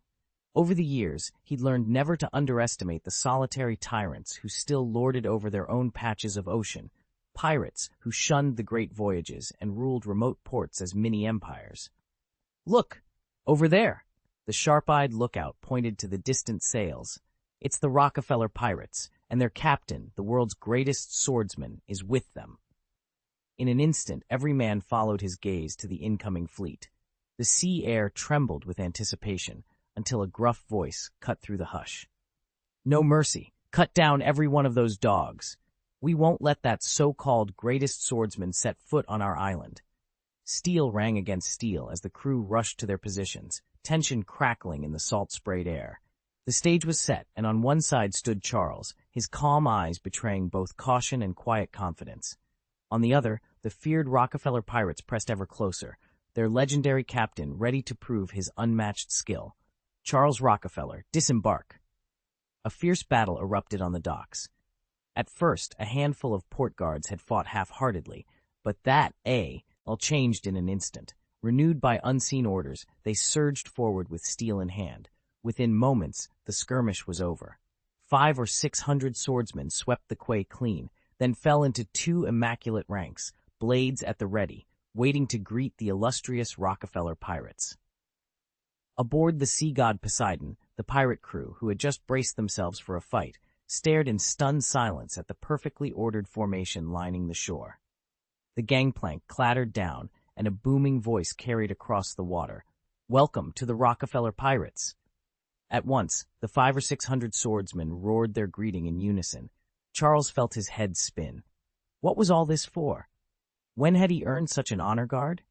He recalled his early days after crossing over, collecting protection fees and hustling for every coin. Surely this had nothing to do with his rough-and-tumble past. The gangplank's ramp formed a clear aisle through the cheering ranks, and Charles stepped ashore, the clamoring crowd parting for him like a tide. He raised his voice above the din. "Hold on, what's going on here?" His question rang out, and every sword-bearing figure on the quay turned to him, eyes bright with expectation. Everyone stared at Charles with eager anticipation. At last, their leader rose and bowed deeply. "Captain Rockefeller, please allow us to follow you." Only then did Charles grasp their intent. He studied the weary warriors before him, streaks of dried blood across their clothing, blades, either knives or swords, in every hand. These were swordsmen, battle-hardened fighters offering their blades in service to him. Under normal circumstances, Charles would never turn down such an offer. His ship already carried over 1,000 swordsmen, gathered from Kame Island and every port they'd visited, a number that had long since taxed the limits of his vessel's bunk space and supplies. Yet despite the overcrowding, his hand itched to welcome fresh talent. 3 years earlier, a brutal war in the New World had shattered Charles's power. Successive assaults by the Pirate Alliance and Big Mom's crew had torn his forces apart, leaving his ranks thinned and his prospects bleak. These seasoned swordsmen could be the turning point he desperately needed. He allowed himself a moment's pause, but his decision was already made. Charles took a steadying breath and stepped forward. "Welcome aboard. You'll find no greater honor than to fight at my side." A cheer rose from the group as they snapped to attention. One by one, they cast their swords at his feet, a solemn pledge of loyalty. Charles nodded, resolve hardening in his chest. Together, they would rebuild their strength and reclaim what had been lost. Charles paused, weighing his options. Should he let them venture into new worlds on their own, stuff them all into the castle's cramped quarters, or simply have them trail behind the ship? Lost in thought, he hardly noticed the hush that fell over the assembly, until 500 or 600 swordsmen knelt in perfect unison before him. "Captain Charles," they cried, "allow us to follow you. We swear to be your most loyal knights." Charles drew a slow breath. He knew that the upheaval ahead would demand every ally he could muster. Whether he recruited them now or later mattered little at this point. To turn them away would be unthinkable. "I accept your allegiance," he said at last. A fierce roar erupted from the crowd.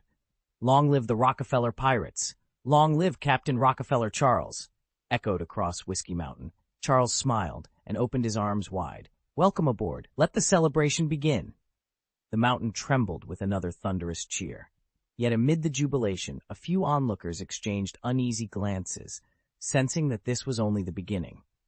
From the hillside above the harbor, several lookouts fumbled for their radios and sent urgent reports down to the fleet. Not far below, a lone figure stood, surveying the busy docks with an inscrutable calm. Then he drew in a deep breath and shouted down across the fort, "Water, the world's #1 swordsman has arrived." Without another word, he vaulted off the slope, disappearing into the bustle of the port with the huge blade strapped to his back. That evening, the Rockefeller Pirates held a grand banquet aboard their flagship, celebrating the latest recruits added to their ranks. Lanterns swung from the beams, and a long table groaned under platters of roasted meats and crates of fine wine. Barrett approached the captain's seat, carrying a decanter of amber liquor.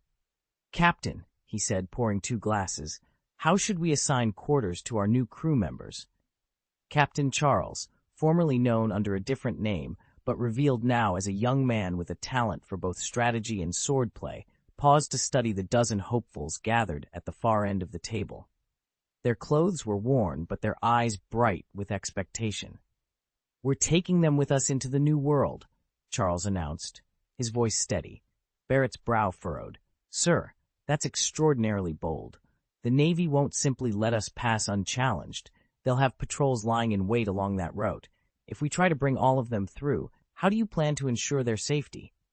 Charles met Barrett's anxious gaze and offered a confident half-smile. I have a plan, but for now, let them enjoy tonight's feast. Tomorrow, we sail. Chapter 369. Joracle Mahawk. Barrett's worried frown didn't escape Charles's notice. With deliberate calm, he set his wine glass on the table. Safe? He echoed. Why bother with safety? Only those who survive make it in the New World, and it certainly doesn't welcome dead weight. He swept a cool glance across the celebrating crew members, still flush with excitement at having joined the Rockefeller Pirates. Then he raised his voice so everyone could hear. I didn't sign up with the Rockefeller Pirates for the glory alone. The Navy will be our first true trial. Only by overcoming them can you claim your place among us. Leaning forward, he tapped the map spread out before him. If the Navy wants to cut us off, they'll strike at one of 3 points: the Chambord Islands, Fishman Island, or the New World Gate. We're skipping the Chambord stop. No interest in drawn-out island skirmishes. Fishman Island might give us trouble, but I've got no real concern there. And as for the entrance to the New World, if the Navy dares to pitch their blockade there, so much the better. The first half of the New World isn't theirs alone to patrol. There's a sleeping giant lurking in those waters, keeping the Marines under close watch. He paused, letting that image sink in. In short, the only genuine hurdle between us and our goal is Murloc Island. Beyond that, on the open sea, we'll outrun, outwit, and outfight anyone who tries to stand in our way. A roar of approval rose from the crew. Charles allowed himself a small, confident smile. The real voyage was just beginning. Charles stood on the deck of the ironclad Poseidon, feeling the familiar hum of its engines resonate beneath his boots. Over the past few years, relentless upgrades had pushed the warship's speed to near mythic levels, far outpacing any vessel in the naval fleet. More impressive still were the 120 electromagnetic cannons bristling along its flanks. One full salvo, Charles liked to boast, could level an island. In his own mind, the Poseidon was the real-life embodiment of Pluto's wicked power. With such might at his command, he had no fear of being hemmed in by the Navy. He paced the command room, eyes fixed on the navigation display. Fishman Island, he murmured, tapping the table for emphasis. Instantly, a triumphant grin spread across his face. The solution had crystallized. He whirled to Barrett, his loyal lieutenant, who stood silently by. That's it! Now stop overthinking and celebrate. Before Barrett could reply, Charles grabbed a pair of shot glasses and filled them from a crystal decanter. Drink up, he ordered, downing his in one gulp. Barrett hesitated only a heartbeat, then raised his glass in return. They partied late into the night, toasting their imminent assault. The next morning, the first rays of dawn were barely touching the sea when Barrett knocked on Charles's cabin door. He stepped in with a crisp report. Captain, everything's in position. We're ready to sail. Charles nodded. Then let's move. They emerged onto the deck to find that Charles was no longer alone. 500 or 600 mercenaries and engineers had gathered in ranks, bayonets fixed and spirits high. Smiling at the sight of his makeshift army, Charles reached into the pocket of his uniform and withdrew a small, intricately carved bracelet, the castle bracelet, as he'd come to call it. With a flick of his fingers, the bracelet's interior opened onto a dimensional pocket, and one by one he summoned 5 massive transports. The great hulls materialized beside the Poseidon in billows of light and wind, each ship bristling with weapons and stocked to the gunwales with supplies. Ever since he'd acquired the castle bracelet, Charles had become something of a collector. Any artifact of value found its way into the bracelet's infinite hold. Now, with his fleet assembled and his men ready, he was certain that Fishman Island would soon tremble before him. Full speed ahead, he called to the helmsman, and keep those cannons primed. As the Poseidon and its escort ships slipped away from the harbor, Charles allowed himself a final, confident smile. The hunt for Fishman Island had begun. More than a dozen ships lay moored in the harbor, each exceeding 50 meters in length, their hulls freshly painted and meticulously maintained. While Charles had a well-known penchant for collecting rare treasures, he had no taste for worthless junk. Even now, These dozen vessels alone could form a fleet of 3,000 to 4,000 men once he made it back to the New World. Ample manpower to secure every resource he might need. And that was only the beginning. When he finally unleashed the full power of the castle bracelet, his strength would skyrocket, allowing him to muster tens of thousands of troops, enough to reshape the balance of power wherever he chose to strike next. Under a bright sky, the fleet set sail from Whiskey Peak. After the initial skirmish with the bounty hunters on day 1, the voyage had been eerily calm, so calm it felt almost unnatural. But the serenity vanished the moment the Rockefeller pirates slipped clear of the port. A tiny boat, barely the size of a coffin, drifted directly into the path of the flagship sea god Poseidon. Against the Poseidon's towering bulk, it looked like a shrimp daring to challenge a whale. Voices rang out from the Poseidon's bridge. "Hey, do you want to get yourselves killed? What do you think you're doing, blocking our course?" Charles leaned against the rail, his glass of red wine balanced in one hand as the ship's navigator barked orders from the helm. "Go away," the navigator shouted, swinging the stern clear of a tiny skiff that had drifted into their path.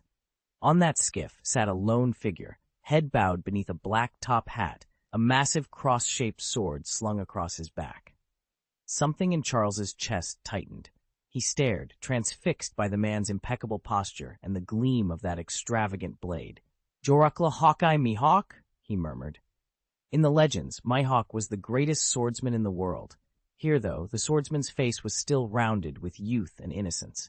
Charles's curiosity flared. He pushed off from the rail and strode to the bow for a better look at this future icon. Only when he drew near did he realize his peril. One slash of Mihawk's blade would leave him in the sea. Charles squared his shoulders and raised his wineglass in a casual salute.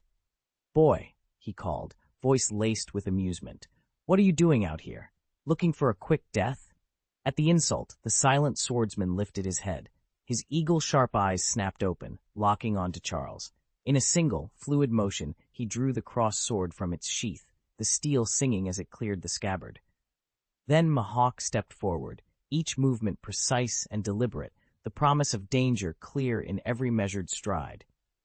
Charles stood at the ship's prow, his voice cutting through the roar of the surf. "Rockefeller Mihawk," he called out, "I challenge you."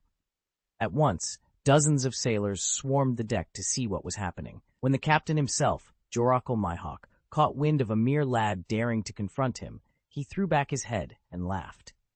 "Ha ha! You boy! You think you can take on Captain Mihawk, the world's greatest swordsman?" At his jeer, the crew erupted in coarse laughter and taunts. Charles simply shook his head at their crass behavior. With one fluid gesture, Captain Mihawk turned and fixed them with eyes sharp as an eagle's. The jeering halted mid-shout.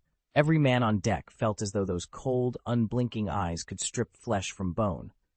What kind of eyes are those?" someone stammered, voice trembling. Charles allowed himself a small, confident smile. He lifted his goblet, drained the last of his red wine in a single gulp, and set it down with a decisive clink. Then he beckoned Mihawk forward with a casual flick of his wrist. He had a rather interesting idea he was eager to test, and nothing thrilled him more than proving it in a true duel. Mihawk paused on the gangplank for a beat, then squared his shoulders and rose onto his toes. With a single fluid motion, he vaulted onto the deck of the sea god Poseidon.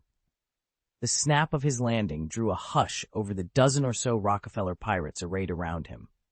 Mihawk's dark eyes swept the circle of grim faces. He had come to see for himself how close this boy was to rivaling the world's greatest swordsman. From the center of the ring emerged Charles. The pirates stepped back, clearing a path for the young challenger. A grizzled lookout spat on the deck and barked, "Kid, you think you can take him on? Fine. Here's your chance." Charles offered a crooked smile, set the half-empty wineglass on a barrel, and wiped the rim with the back of his hand. Then, with a casual shrug, he rolled up his sleeve and fished a small object from his wrist. He held it up for all to see, a simple nail clipper, barely 5 centimeters long. A ripple of laughter crashed through the crew. One of the pirates jeered, "That's your big blade? Captain, you're a real bastard, looking down on us with a toy." The taunts swelled into a chorus of mocking guffaws. Charles merely grinned and slipped the tiny clipper between finger and thumb. His eyes settled on Mihawk's. "All right," he said, voice steady. "Your move." The crew fell silent, suddenly aware that they were witnessing the opening gambit of a duel whose outcome no one could yet predict. Mihawk's cold eyes fixed on the simple nail clippers in Charles's hand. He clenched his fists at his sides but refused to back down. Charles cocked his head, offering a faint, mocking smile. "What's the matter? You look down on a pair of nail clippers, or are you just scared of them?" he taunted. Humiliation flickered across Mihawk's face. With a swift, fluid motion, he slid his hand behind his back and drew a finely crafted, cross-shaped blade. The steel caught the light as he leveled it at Charles, determination blazing in his gaze. Chapter 370, Becoming the World's #1 Swordsman. "Don't regret it when you die," Mihawk snarled, fury barely contained in his voice. With a powerful flick of both wrists, his sword, a blade that glinted like a raven's wing, whirled toward Charles. Clang! Charles planted his feet, raised his arm, and met the blow dead on. His small nail clipper, an odd choice of weapon, but one he'd mastered, jammed against Mihawk's broadsword, stopping it in its tracks. Charles stared up at the famed swordsman, unflinching. "Come see how vast the world really is, frog in a well," he taunted, voice calm. Mihawk swung again, unleashing the full weight of his blade, but Charles held firm. Sweat beaded on Mihawk's brow as he realized the yawning chasm between legend and novice wasn't as wide as he'd assumed. "You insolent!" Mihawk gritted his teeth. Charles simply smiled. With a deft flick of his fingers, he sent a sudden burst of energy coursing through the clipper/blade. Clang! The force rattled Mihawk's sword hilt, and he staggered back, abandoning his offensive stance. He skidded nearly a dozen paces across the deck before coming to a halt, breathing hard. Below deck, the commotion had drawn a crowd. Crew members poured up the companionway, faces full of surprise and awe. Among them were Estes and Caesar, their eyes widening as they took in the scene. "Hey, what's happening up here?" Estes demanded, rushing forward. Caesar glanced at Mihawk, then at Charles, a mix of disbelief and excitement on his face. The deck crackled with tension. Charles had just made his boldest stand yet against the world's greatest swordsman. "Who is that man? He's actually dueling father." Caesar pushed his way through the gathering crowd and saw a young swordsman squared off against his father, the ship's captain.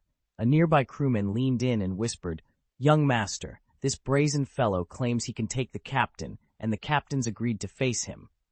Caesar's eyes narrowed. Who was this challenger, and why would father break protocol for him? Ordinarily, anyone seeking a duel had to face the entire crew first. Only by defeating every sailor could they earn the right to stand before the captain. Yet here father stood, sword in hand, calmly accepting the newcomer's challenge. Beside him, his sister Estes exchanged a grave look. Caesar's curiosity flared, but what really caught his breath was the stranger's gaze, sharp, penetrating, almost like an eagle's. Estes felt it too, a subtle but undeniable threat, and she prided herself on her swordsmanship. If this man was merely another swordsman, why did he unsettle them both so thoroughly? Mihawk advanced across the clearing, sweat beading on his brow, each breath coming in ragged gasps. His great knife carved through the air with thunderous arcs, every strike aimed squarely at Charles. But with each exchange of steel, Mihawk felt his strength ebbing. His muscles burned, his energy drained. "Why does the world feel so far away?" he muttered, steeling himself for another blow. He lashed out again. Clang! Clang! Clang! The echoes of metal on metal rang out as he unleashed a fierce flurry. To his astonishment, Charles met every attack with a pair of nail clippers. Nail clippers. Each time Mihawk's blade struck them, the clippers held fast, snapping aside the knife's edge as if they were forged of the finest steel. Mihawk staggered back, baffled. From the sidelines, Caesar finally noticed the small tool in Charles's hand. He blinked in disbelief. Beside him, Estes frowned, her eyes flashing with disapproval. A true swordsman, she thought, would never demean the art by resorting to a trivial grooming implement. Yet there was Charles, calm, collected, every bit as unyielding as if he held a sword. Mihawk clenched his teeth, his voice low and tense. It shouldn't be like this. He poured every ounce of will into his next strike, swinging faster, harder, clang, clang, clang.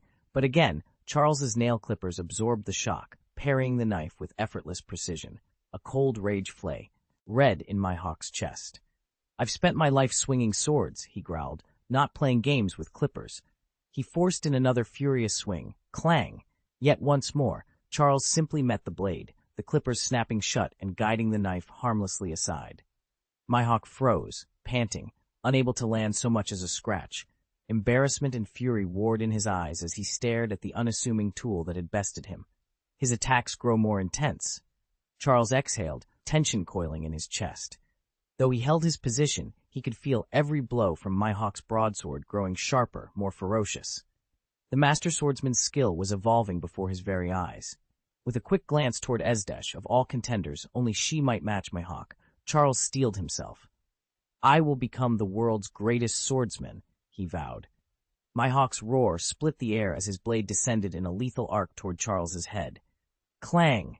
"I won't lose," Charles shouted, driving his sword up to meet the blow. Clang! "My ambition, world's #1 swordsman," he called out, voice ringing across the courtyard. The crowd, once buzzing with excitement, fell into awed silence.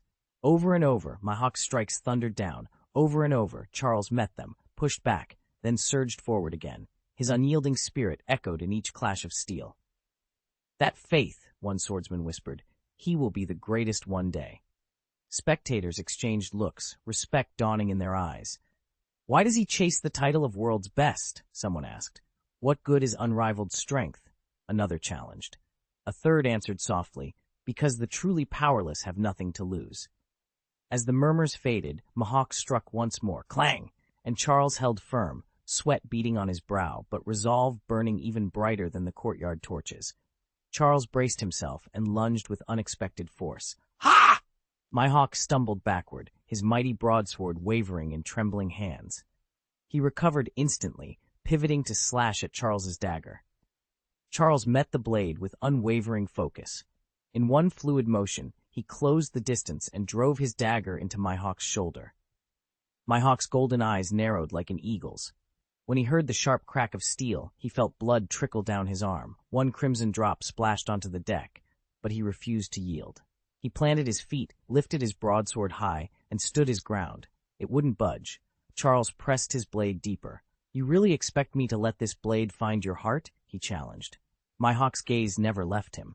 "Why not step back?" he countered quietly. Charles tightened his grip. "I don't know," he admitted. "If I retreat now, I'll prove that all my training, all my effort to challenge the world's greatest swordsman was a waste. I can't do that." A faint smile curved Mihawk's lips. "Afraid of failure, are you?" Charles met that gaze without flinching. "Then there's no reason to back down," he snapped. Mihawk's lips twisted into a broader smile. "And yet, aren't you afraid of death?" Charles swallowed against the ache in his chest, then lifted his dagger defiantly. "I'd rather die than live in failure."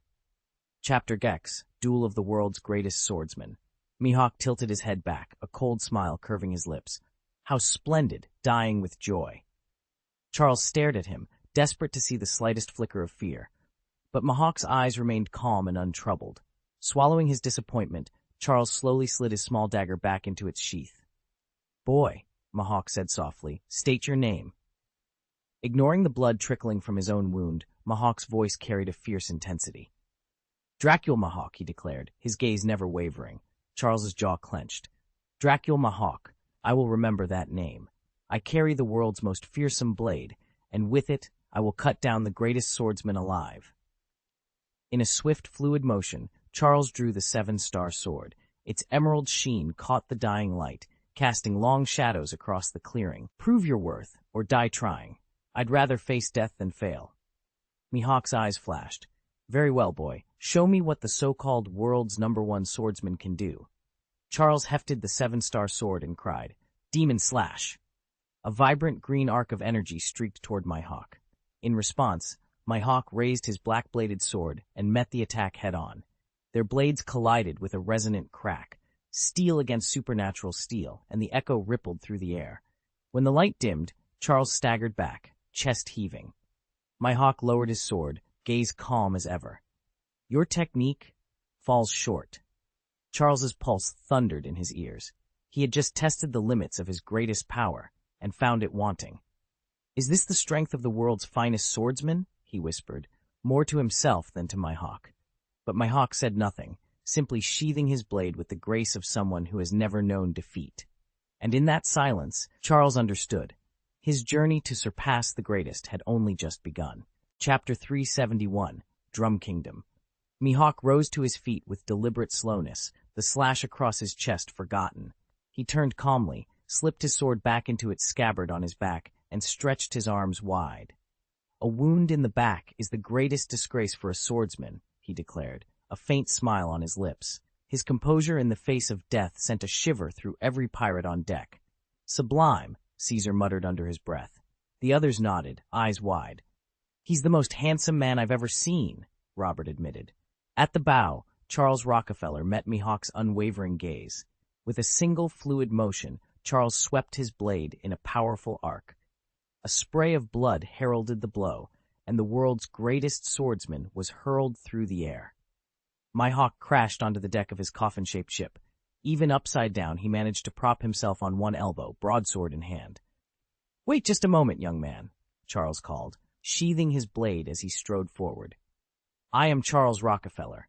Learn yourself, and learn the world, so you can grow stronger, Dracula Mihawk. Someday, I will stand at the very summit. When that day comes, come find me and surpass me." He planted his feet at the bow, staring out at the coffin ship. On its deck, Dracula Mihawk lay on one side, then slowly pushed himself upright, his broadsword rising in a challenge. Between the two of them, the frozen sea seemed to hold its breath. Charles watched Mihawk recline on the deck, his gaze fixed on the endless blue sky. With deliberate calm, he clenched his sword hilt and spoke his vow. "I will surpass you. I won't fail again, not until I've defeated you and claimed the title of the world's greatest swordsman." Mihawk mirrored the gesture, lifting his blade as if to punctuate the promise. A soft smile crossed Charles's face. All around them, the gathered swordsmen felt a spark of old ambition reignite in their hearts. They had once been as proud and hopeful as this young challenger, and now they saw in Charles's resolve a glimpse of their own dreams. With a confident clang, Charles sheathed his sword and turned toward the bow. "All right, everyone. Next stop, the Drum Kingdom." His voice rang out across the deck, and the crew broke from their daze. They watched him stride forward, then dispersed to their posts. At the very front of the ship, Estes lingered, eyes still on Mihawk's raised blade. He gripped the hilt of his western sword and murmured, "I'm curious how far you'll go." With that, Estes slipped back toward the cabin. The ship pressed on through the open sea. For Charles, this clash with Joracle Mihawk was merely a stepping stone. His true journey was only beginning. Charles leaned back against the rail, watching the sun rise over the vast desert shore. They'd been at sea for 2 weeks and had paused in the kingdom of Alabasta for just 1 day, barely enough time to replenish their food and water. He had no wish to stroll through sand dunes, so after resupplying, they set sail again. As the sails caught the wind, the relieved king of Alabasta watched them go, finally unclenching his fist and letting the small listening device he'd clutched tumble away. Only a few days later, the Poseidon, captained by Charles, rounded the northern coast of Drum Island. Drum Island was legendary, a kingdom built atop snow-capped cliffs, renowned across the seas for its advanced hospitals and groundbreaking treatments. As the shoreline came into view, Charles felt a surge of excitement. "Captain, we can dock at the eastern pier," Barrett called from the helm. Charles nodded. "Very well. Prepare the gangplank." He descended the stairs toward the awaiting platform. At his side, Nakin, the Rockefeller Pirates' chief medical officer, stepped forward without being asked. Her eyes sparkled with professional curiosity. Once everyone was assembled on deck, Charles addressed the crew. "Drum Island's medical academies are the finest in the world. I want every doctor and nurse on board to take courses, observe surgeries, and learn whatever they can. We'll be here for a while." A chorus of "Aye, Captain!" rang out. With that, the Poseidon gently bumped against the pier, and its gangplank clattered down. Charles braced himself, eager to explore a realm where every snowflake contained more healing secrets than the seas they'd just crossed. "I have long wanted to test my skills against the healers of the Drum Kingdom." Niken turned her gaze toward the city's frosted walls, her curiosity mirroring my own. Snowflakes drifted down, coating the harbor in a soft white blanket as we sailed closer. Charles nodded quietly, my thoughts already racing ahead. Beyond the thrill of medical rivalry, I was driven by a more personal mission, to discover whether the two princes of the Drum Kingdom had eaten devil fruits. I'd secured one rare fruit myself, reserved for Caesar Courant, and I still hoped to claim the fungus fruit as well.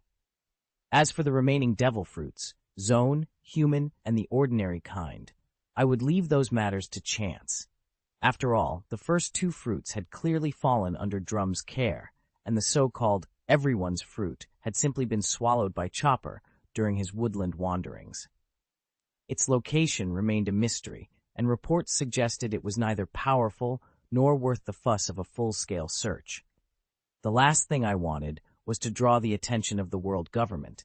I didn't fear their reach, but I despised needless complications.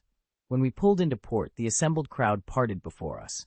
Dressed plainly and carrying nothing but a small medical satchel, I stepped ashore with a calm confidence. Nothing hidden, no surprises, except, perhaps, for the secrets I carried in my mind. 5 massive vessels, each flying the Rockefeller pirate flag, drifted into the harbor. 5, maybe 6, and among them rose one colossal ship easily over meters tall. Its sheer size made it impossible to ignore, and news of their arrival spread through the port like wildfire. "Sir, report to the king at once. A large pirate fleet has entered the harbor. They bear the Rockefeller Jolly Roger." The breathless sentinel's cry echoed down the corridor. It wasn't long before couriers delivered the alarming dispatch to the throne room. King Bartholomew of the Drum Kingdom leaned forward, scanning the message. Then a faint smile crossed his lips. "The Rockefeller pirates. Under no circumstances are you to provoke them," he ordered evenly. "Do not interfere with their passage. Act as though they never came." As a proud member of the world government, the Drum Kingdom was well acquainted with the Rockefeller pirates. At the last World Conference, several allied states had urged the government to rein in this upstart crew. But at that moment, all eyes were fixed on containing the Roger pirates, no small task in itself, and the Rockefellers, not even of the famed D lineage, weren't high on the priority list. The world government had therefore directed its allies to give the pirates a wide berth, to treat their movements as a non-event. That directive had rankled many of the kingdom's partners, but royal command was absolute. King Bartholomew sat back, his expression unreadable, and summoned his advisers. "Maintain vigilance," he said, "but let them pass in peace." Outside, the Rockefeller fleet gently bobbed at anchor, its presence a quiet reminder that, in these waters, sovereignty often bowed to power. King Darius sat heavily on the throne, worry lines etched deep into his face. Over the past few years, he'd grown painfully accustomed to his son's tantrums. They were more irritating than dangerous. Yet today, the thought of Waldo's latest escapade set his jaw in a hard line. "Captain," he called, voice low but firm, "send word to recall Prince Waldo. I want him confined to the palace for at least a week, no excuses." The captain of the guard bowed, then hustled out to relay the command. The king exhaled, convinced he'd finally contain his wayward heir. But miles away, Waldo was already in the thick of a new uproar. Down a bustling street near the old Edie Walls, the hefty young prince thundered along the cobbles, cheeks flushed and fists clenched. "Curse those quacks," he spat. "After I become king, I'll drive every one of them off the island." He raised his boot and kicked a loose cobblestone so hard it flew at breakneck speed. "Ow!" came a sharp cry. Traders and guards sprang back automatically. They knew better than to get between Waldo and his fury. On the ground lay a small boy in patched trousers, clutching his forearm where the stone had struck. His dark hair fell into his tear-filled eyes as he managed a muffled, "It really hurts." The prince paused, annoyance flickering across his round face. He barely spared the child a second glance before turning on his heel and stomping off, with no intention of looking back. Not far from the street, a little girl in a skirt pressed her hand against her forehead, wincing in pain as tears welled in her eyes. A large, angry bump was already swelling on her brow. Chapter 372. "Waldo, Eve, what's wrong?" Robert cried, kneeling beside his sister. Eve's lip trembled as tears welled in her eyes. She pressed a hand to her forehead and glanced down at the scattered stones at her feet. Robert's gaze sharpened. "Who did this? Who kicked a stone at her?" he demanded, rising to his feet. A ring of children formed around them, each eye narrowed with anger. Robert stalked toward a hulking boy standing a little apart from the crowd. "You there, the big one. Did you kick that rock?" Waldo was fixated on Eve, his breath quickening, eyes sparkling with delight. "So adorable," he whispered to himself, oblivious to Robert's shouts. Robert clenched his fists. "Are you deaf? I asked if you kicked the stone." Only then did Waldo seem to register the accusation. He blinked, snapped out of his daze, and realized he'd been glaring at Eve like she was a prize. Robert's broad shoulder was blocking his view now, and he shoved it aside. "Hey!" Waldo exclaimed, stepping forward to see what had happened to her. His face turned serious when he noticed Eve trembling and covered in dust. Robert towered over him. "Answer me," he snarled, his childish fury filling the air. Waldo took a steadying breath, then met Robert's glare evenly. "I didn't kick anything," he said calmly. "I was just looking at Eve." A hush fell over the onlookers as the two boys locked eyes, each daring the other to make the next move. "I was walking with my friends when I noticed two burly men blocking our path." Robert, never one to back down, strode straight up to them and barked, "Hey you, yeah, the big guy? I'm talking to you!" One of the guards, Waldo, a hefty fellow with a flushed face, stared at Robert in stunned silence. "Big guy?" he repeated, eyes narrowing. "You calling me fat, kid?" Robert didn't flinch. "Fatty! Fatty!" Waldo, now visibly furious, jumped in place, pointing at Robert. "You little brat, watch your mouth!" Before I could step in, Robert spat an expletive and shouted, "Get him!" Two guards dove forward to grab Robert, but he was ready. He drew in a deep breath, and a swirl of energy coalesced around him. In an instant, two enormous ethereal hands shot out from his sides, snatched the guards off their feet, and hurled them toward Waldo. The impact sent Waldo sprawling, and the two recovering guards piled on top of him, pinning him to the ground. He coughed, gasping under their weight. "Cough, cough, you're crushing me to death." But the guards barely budged, and Robert flicked him a defiant grin before turning back to us. "Get up!" Charles gasped for air as two burly guards forced him to the ground. His hefty frame wreathed like a trapped caterpillar, every breath a struggle. From behind, Robert's younger brothers erupted in mocking laughter. "Your Highness! Your Highness!" At Robert's sharp command, the royal guards surged forward and hauled the two men off the fallen prince. Robert strolled forward, a taunting smile playing on his lips. He pointed to the trembling Charles. "Apologize to my sister."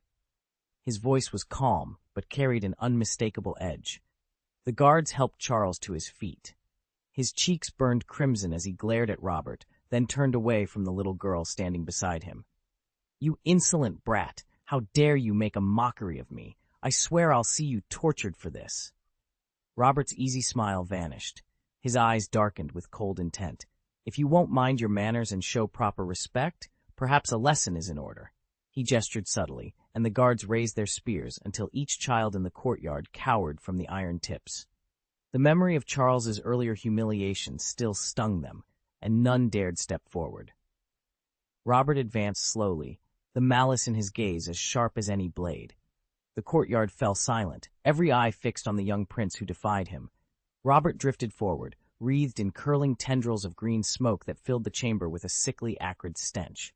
"Don't come any closer," Waldo screamed, backing away in panic. "Someone stop him. He's a ost." His legs gave out beneath him, and Waldo sank to his knees. At the sight of Robert's ghostly form, the other guards abandoned their posts, dropping weapons and fleeing through the doorway, their cries of "Ghost!" echoing down the corridor. Floating in midair was Robert's severed head, his body reduced to swirling vapor. From that disembodied face came a shrill, taunting laugh.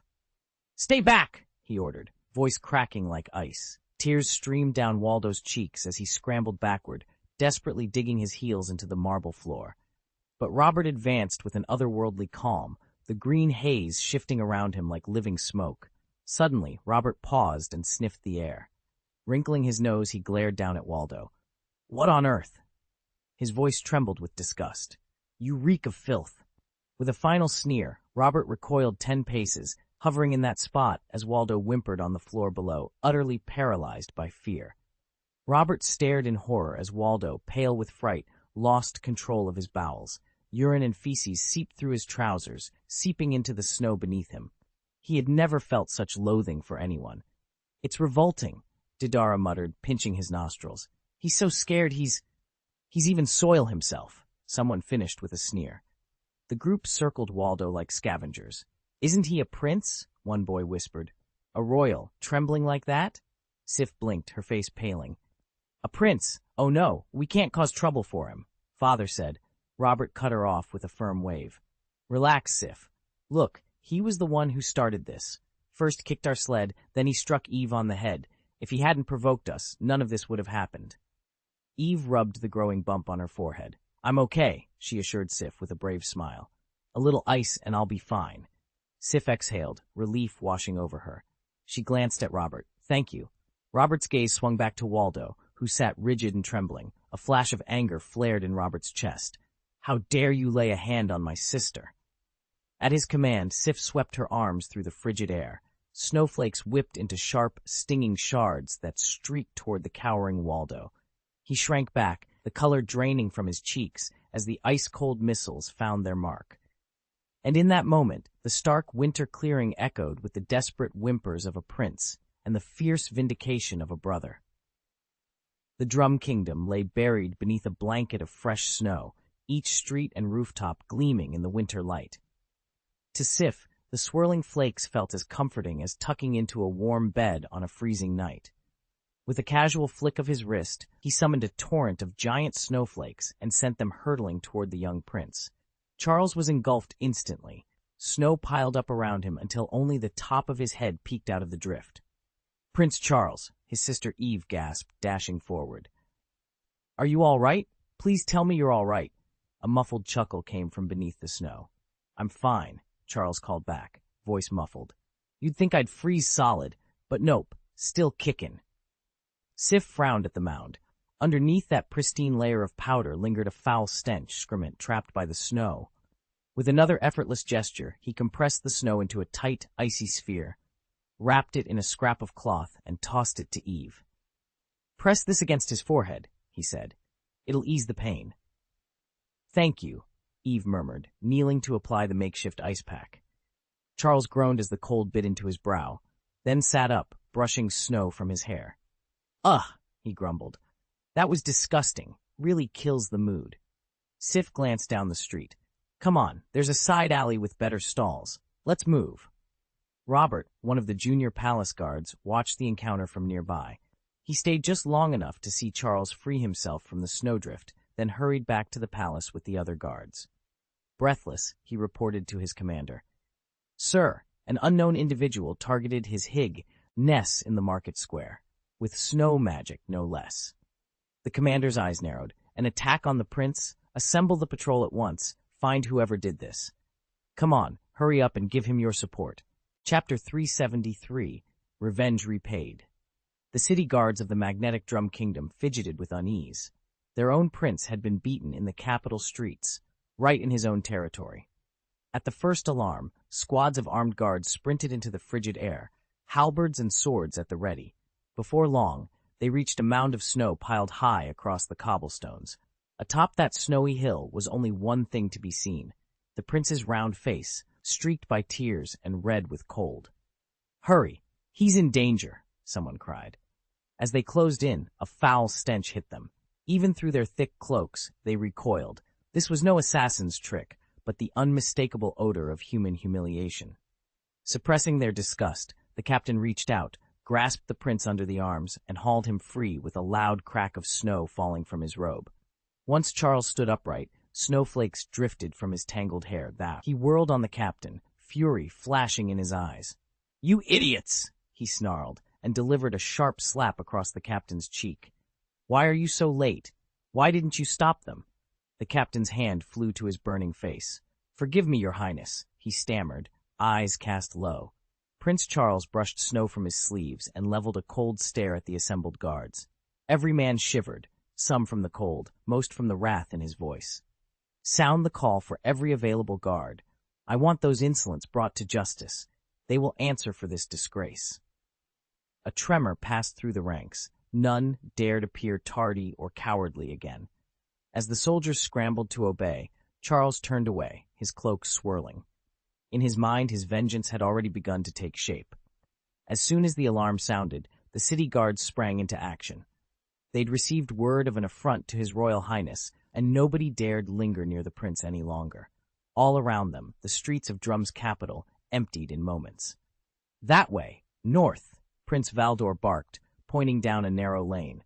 "Yes, Your Highness," the guards shouted in unison, but the single-minded urgency in their voices drowned out any question. Whistles pierced the air as spear tips glinted in torchlight. Within seconds, the entire district was in turmoil. It's them. They're the ones who dared humiliate His Royal Highness. It took hardly a minute for the guards to pick up Robert and his companion's trail. The city wasn't large, and once the gates closed behind the fleeing party, escape became all but impossible. A squad of spearmen sealed off the street ahead. One of them stepped forward and demanded, "What's the situation?" Deodara squared his shoulders, fists clenched at his sides. "What do you think? It's the same brat who cried when we confronted him." His voice brimmed with contempt. Robert surveyed the armed guards with a disdainful smirk. Aura flickered around him, the air itself seeming to swirl. "Stand ready," he ordered quietly to his followers. "Show them the might of House Rockefeller." At his command, the men tensed for battle.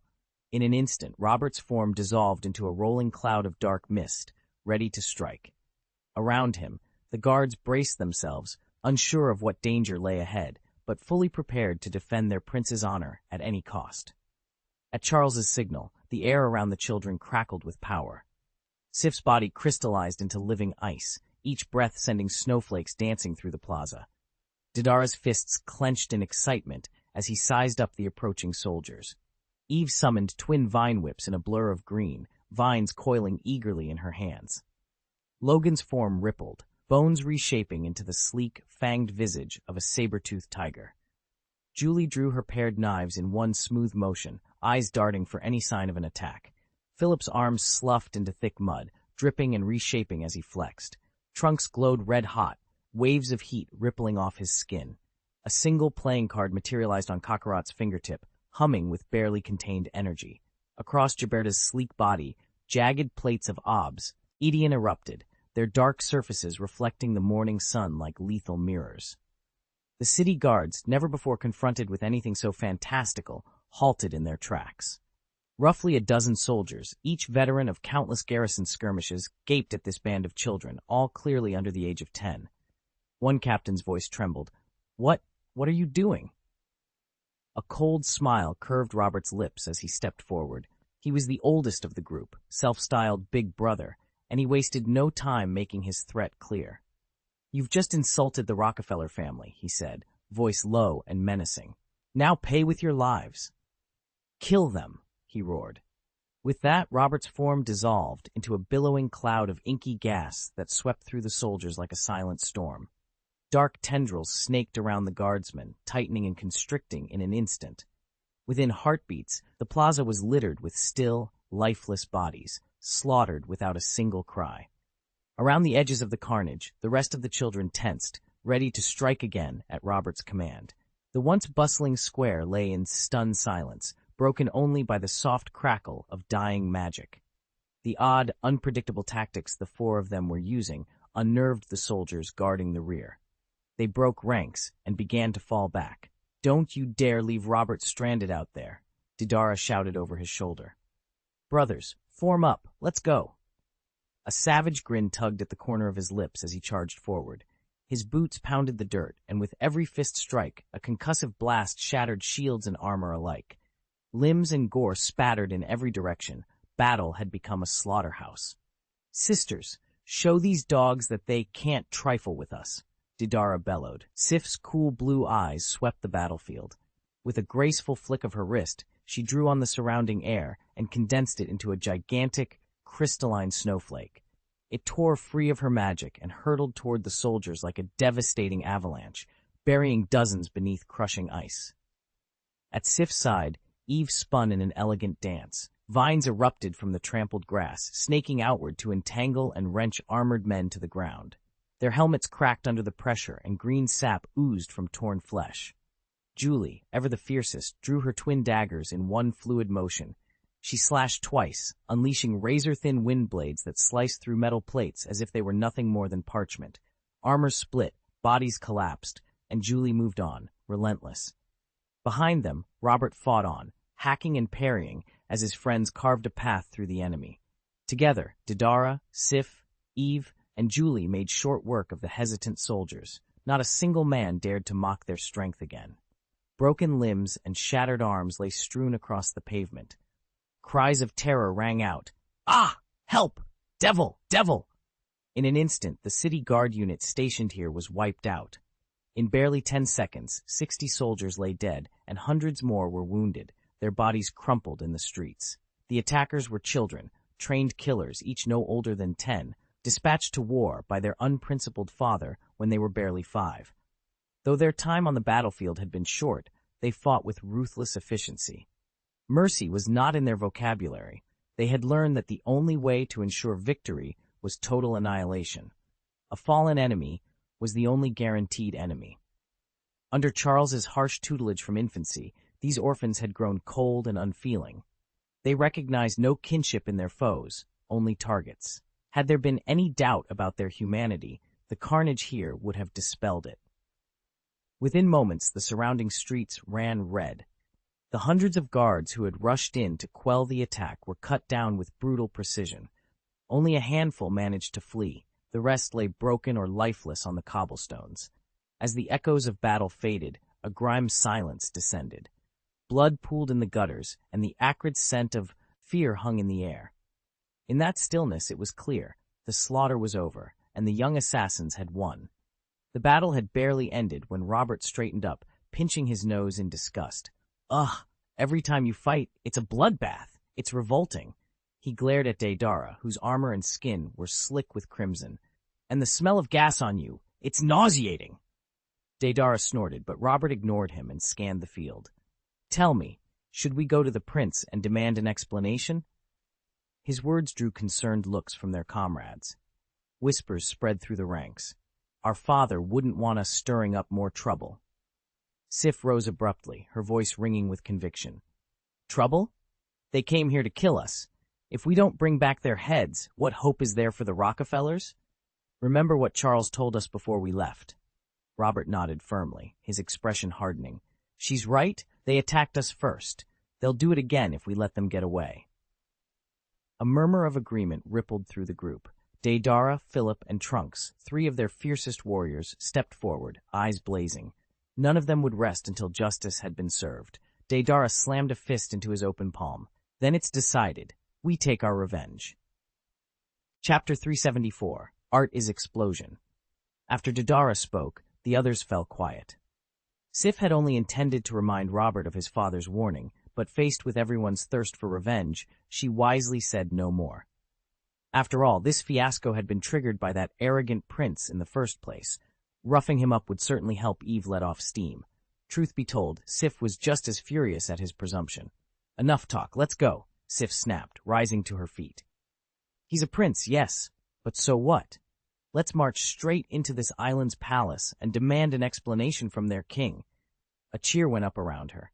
"Agreed, let's do it," called the second sister, slapping her palm into her hand. Philip and Trunks practically bounced in excitement. The prospect of a daring raid had them positively buzzing. Within minutes, the entire party, Robert at its head, set off toward the heart of the kingdom. Meanwhile, Charles, completely unaware of the hullabaloo his friends had stirred on his behalf, was busy scouring the town for Dr. Kureha, the enigmatic witch. Charles was determined to meet the legendary centenarian healer, Kureha. His interest wasn't carnal, far from it, but professional curiosity and a hint of envy drove him. Rumor held that Kureha's unrivaled medical skills and the seeming fountain of youth she'd tapped into were her greatest secrets. As a wealthy lord with more than his share of ladies under his roof, Charles prized good health and long life. Though his coffers overflowed with gold, he would never risk entrusting his women's well-being to an untested hand. He sensed Kureha harbored mysteries he must unravel. Once Charles learned of her precise whereabouts, his steadfast ally Robert led their entourage to the healer's estate. Before them rose an imposing palace, high stone walls crowned by carved battlements and a massive wooden gate reinforced with iron. Robert turned to his companion, voice echoing off the courtyard stones. "Deidara, Can you open that gate for us? At the sound of his name, Deidara lifted his chin with a confident smirk. Consider it done. With those words, Deidara strode forward, unleashing a low rumble of power in his wake. Immediately, 2 guards stepped from the walls, halberds raised. "Halt! State your business," one bellowed. "Devils at our gates," the other shouted. "This is no place for you. Be gone, or face our wrath." Unfazed by their threats, Deidara walked straight at the heavy doors. Charles exchanged a quick glance with Robert. This confrontation had begun sooner than expected, yet nothing would stop him from uncovering Kureha's truth. Some city guards tried to stop Charles the moment he stepped through the gate, but the instant one of them laid a hand on him, he detonated his power in a blinding flash. Instant, total annihilation. Charles's devil fruit ability was devastating. Ordinary men simply didn't survive its force. A panicked lookout screamed, "Alarm! Hostile intruder!" The guards reacted at once. Shouldering their rifles, they took aim and opened fire. "Shoot him down!" Bullets spat from every barrel, but they barely scratched Charles. As a Bomberman devil fruit user, conventional weapons were all but useless against him. Unfazed, he continued toward the high palace doors. When he reached the gate, he paused, raised his right fist, light throbbing like a contained explosion, and drew a deep breath. "Art! Bomb!" he roared. He drove his fist straight into the wooden gate. The impact triggered a colossal blast. Roaring flames surged outward, a tower of smoke shot skyward, and splinters of scorched wood showered the courtyard. The shockwave rolled across the city walls, knocking guards off their feet. They collapsed in stunned silence as the palace gate split and splintered, surrendering to the full force of Charles's power. What's happening? In the throne room of the magnetic drum kingdom, the king looked up and stared toward the distant palace gates.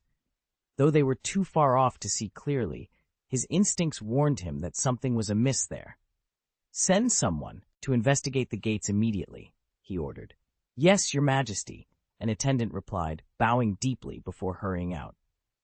Elsewhere in the kingdom, Caesar stood on a wind-swept cliff overlooking a remote island. Smoke curled into the sky from the shoreline below. "That explosion, it feels like one of Deidara's creations," he muttered. Beside him, Estes examined the smoke plume with a keen eye. "You're right, a fight must have broken out down there. Didn't Charles warn them not to stir up trouble?" Alice, Estes's young niece, pressed her hands together. "Don't worry, Aunt Estes. If Deidara's involved, they'll be fine. No one will get hurt." Caesar offered Alice a reassuring smile and placed a hand on her shoulder. "Everything will work out." Then he turned to Estes. "Stay here and protect the mothers. I'll go closer and see what's going on." Estes gave a firm nod. "Be careful. If anything goes wrong, send up the signal flag at once." "I will," Caesar promised. With that, he set off down the rocky path toward the island's shore. The ground trembled as a hulking form sprouted from the earth, its flesh rippling and stretching until it towered as a meteor dragon. With a deafening roar, the beast beat its massive wings and soared toward the island's interior. Back at the palace gate, the smoke cleared to reveal Deidara standing unscathed among the rubble. His right fist still hovered in midair. The ornate gate behind him crumbled into twisted stone. He turned slowly, a self-satisfied smirk tugging at his lips, as if to ask, "Impressed?" Robert and his squad exchanged scornful glances at Deidara's bravado and pressed forward across the courtyard. Their assault had already triggered the palace's full defenses. "Open fire! Don't let them through!" a general barked. Rifles cracked in unison. A bullet tore into Robert's chest, tearing out his back in a plume of green mist. He staggered, hand flying to the wound, yet within seconds the ragged hole sealed itself, flesh knitting back together with uncanny speed.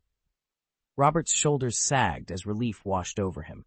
Nature's supremacy, his innate affinity, had healed the injury almost before it had formed.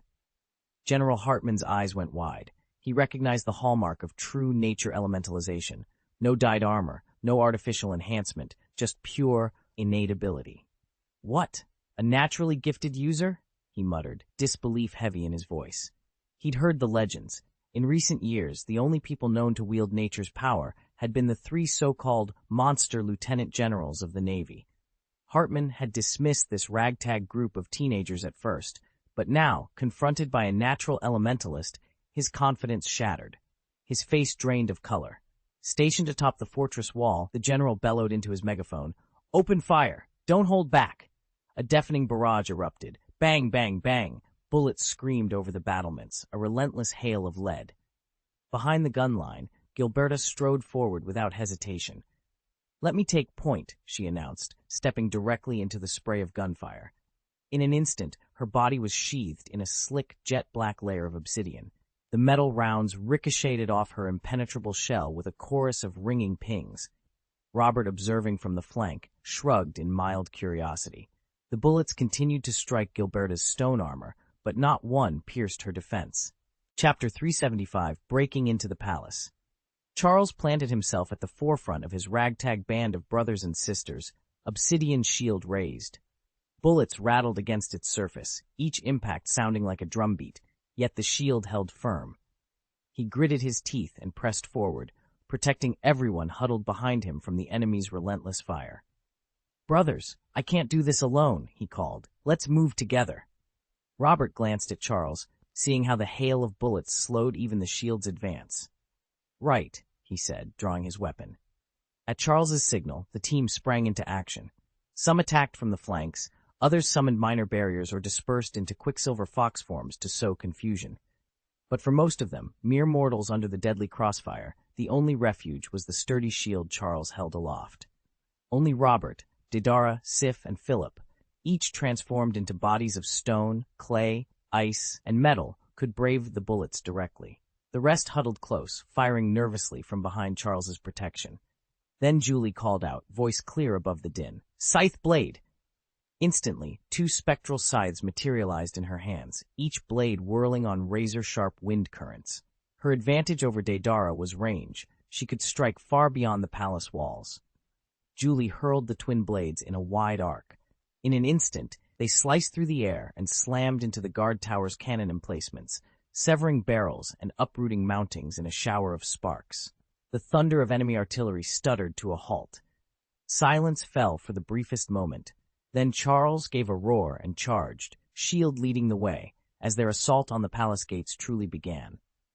Gibetta released his grip and exhaled in relief. "Well done, Julie." At Julie's signal, Robert's eyes flared with determination. The enemy's firepower had momentarily waned. He wouldn't let this chance slip away. With a single bound, he swept toward the city walls. Any soldiers in his path stood little chance. In an instant, he rose into the air, soaring over the rampart and plunging into the heart of the garrison. Pale green gas billowed from his fingertips, spreading like a living thing. Ugh! The men nearest to him clutched at their throats, faces contorted in agony as the toxic fumes choked their lungs. Within seconds, they collapsed, limp, eyes rolled back, foam at their lips. Robert's devil fruit power was proving even more formidable in open combat than he dared imagine. If he lived to see his abilities fully awaken in adulthood, he could poison the very air over an entire city or an island with ease. Damn it! On the battlements above, the general's eyes burned with fury and grief. Soldiers lay strewn across the courtyard like discarded rag dolls. His heart pounded as he watched them die. "Humph, so you think you can stop me, old man?" Robert taunted, voice echoing through the choking haze. But the general was not about to surrender. Clenching his jaw, he barked orders to the remaining devil fruit users, rallying them for the counterattack that would decide this battle once and for all. Robert sprang to his feet and charged the city wall. Before the stunned general could steady himself, Robert's fists smashed into his jaw, sending him hurtling backward over the battlements. Without missing a beat, Robert lobbed 2 gas grenades onto the parapet. A thick, choking cloud spilled over the wall, forcing the remaining defenders to their knees. Down below, the Didara warriors poured through the city gate unopposed and surged toward the palace. Inside the courtyard, 2 royal guards raced forward, but they skidded to a halt at the grisly sight of their own soldiers, fallen or coughing on the acrid fumes. Their eyes then fixed on the newcomers, a ragged band of youngsters led by a tall, sharp-eyed boy. "Identify yourselves," one guard shouted, hand on his sword. "Rockefeller pirates," the leader replied coolly, folding his arms. "We've come for Prince Waldo.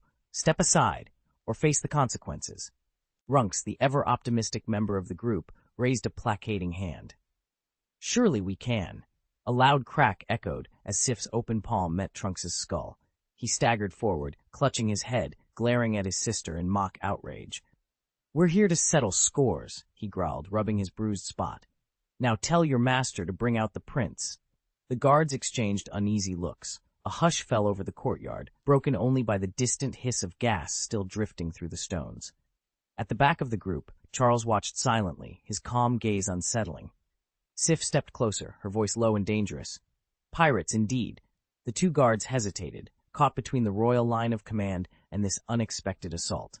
The tension coiled tight, and for a moment nothing moved but the swirling gas. Then one guard swallowed hard and spoke. "Very well. Follow me, but not a step more." "Pirates are invading," the guard yelled, his face draining of color. In these parts, pirates were the very embodiment of terror. Any ordinary person would panic at the mere mention of them. He turned on his heel and sprinted toward the main hall, determined to sound the alarm. Chaos erupted throughout the palace. Though Sif and her companions hadn't actually slain anyone, they found themselves at the center of the turmoil. Trunks, hands shoved casually into his pockets, allowed himself a smug grin, exactly the reaction they'd hoped for. They paused at the palace gates, not out of caution but curiosity. The grand facade was unfamiliar to most of them, and they took a moment to admire its soaring spires and ornate carvings. They showed no haste in seeking out Waldo. In fact, none of them seemed worried at all. "Brother Robert," several of their crew called out as a tall figure strode through the gates. His approach drew all eyes. "Well," Robert announced with a brisk nod, "the soldiers who might have opposed us have either fled or been persuaded to stand down.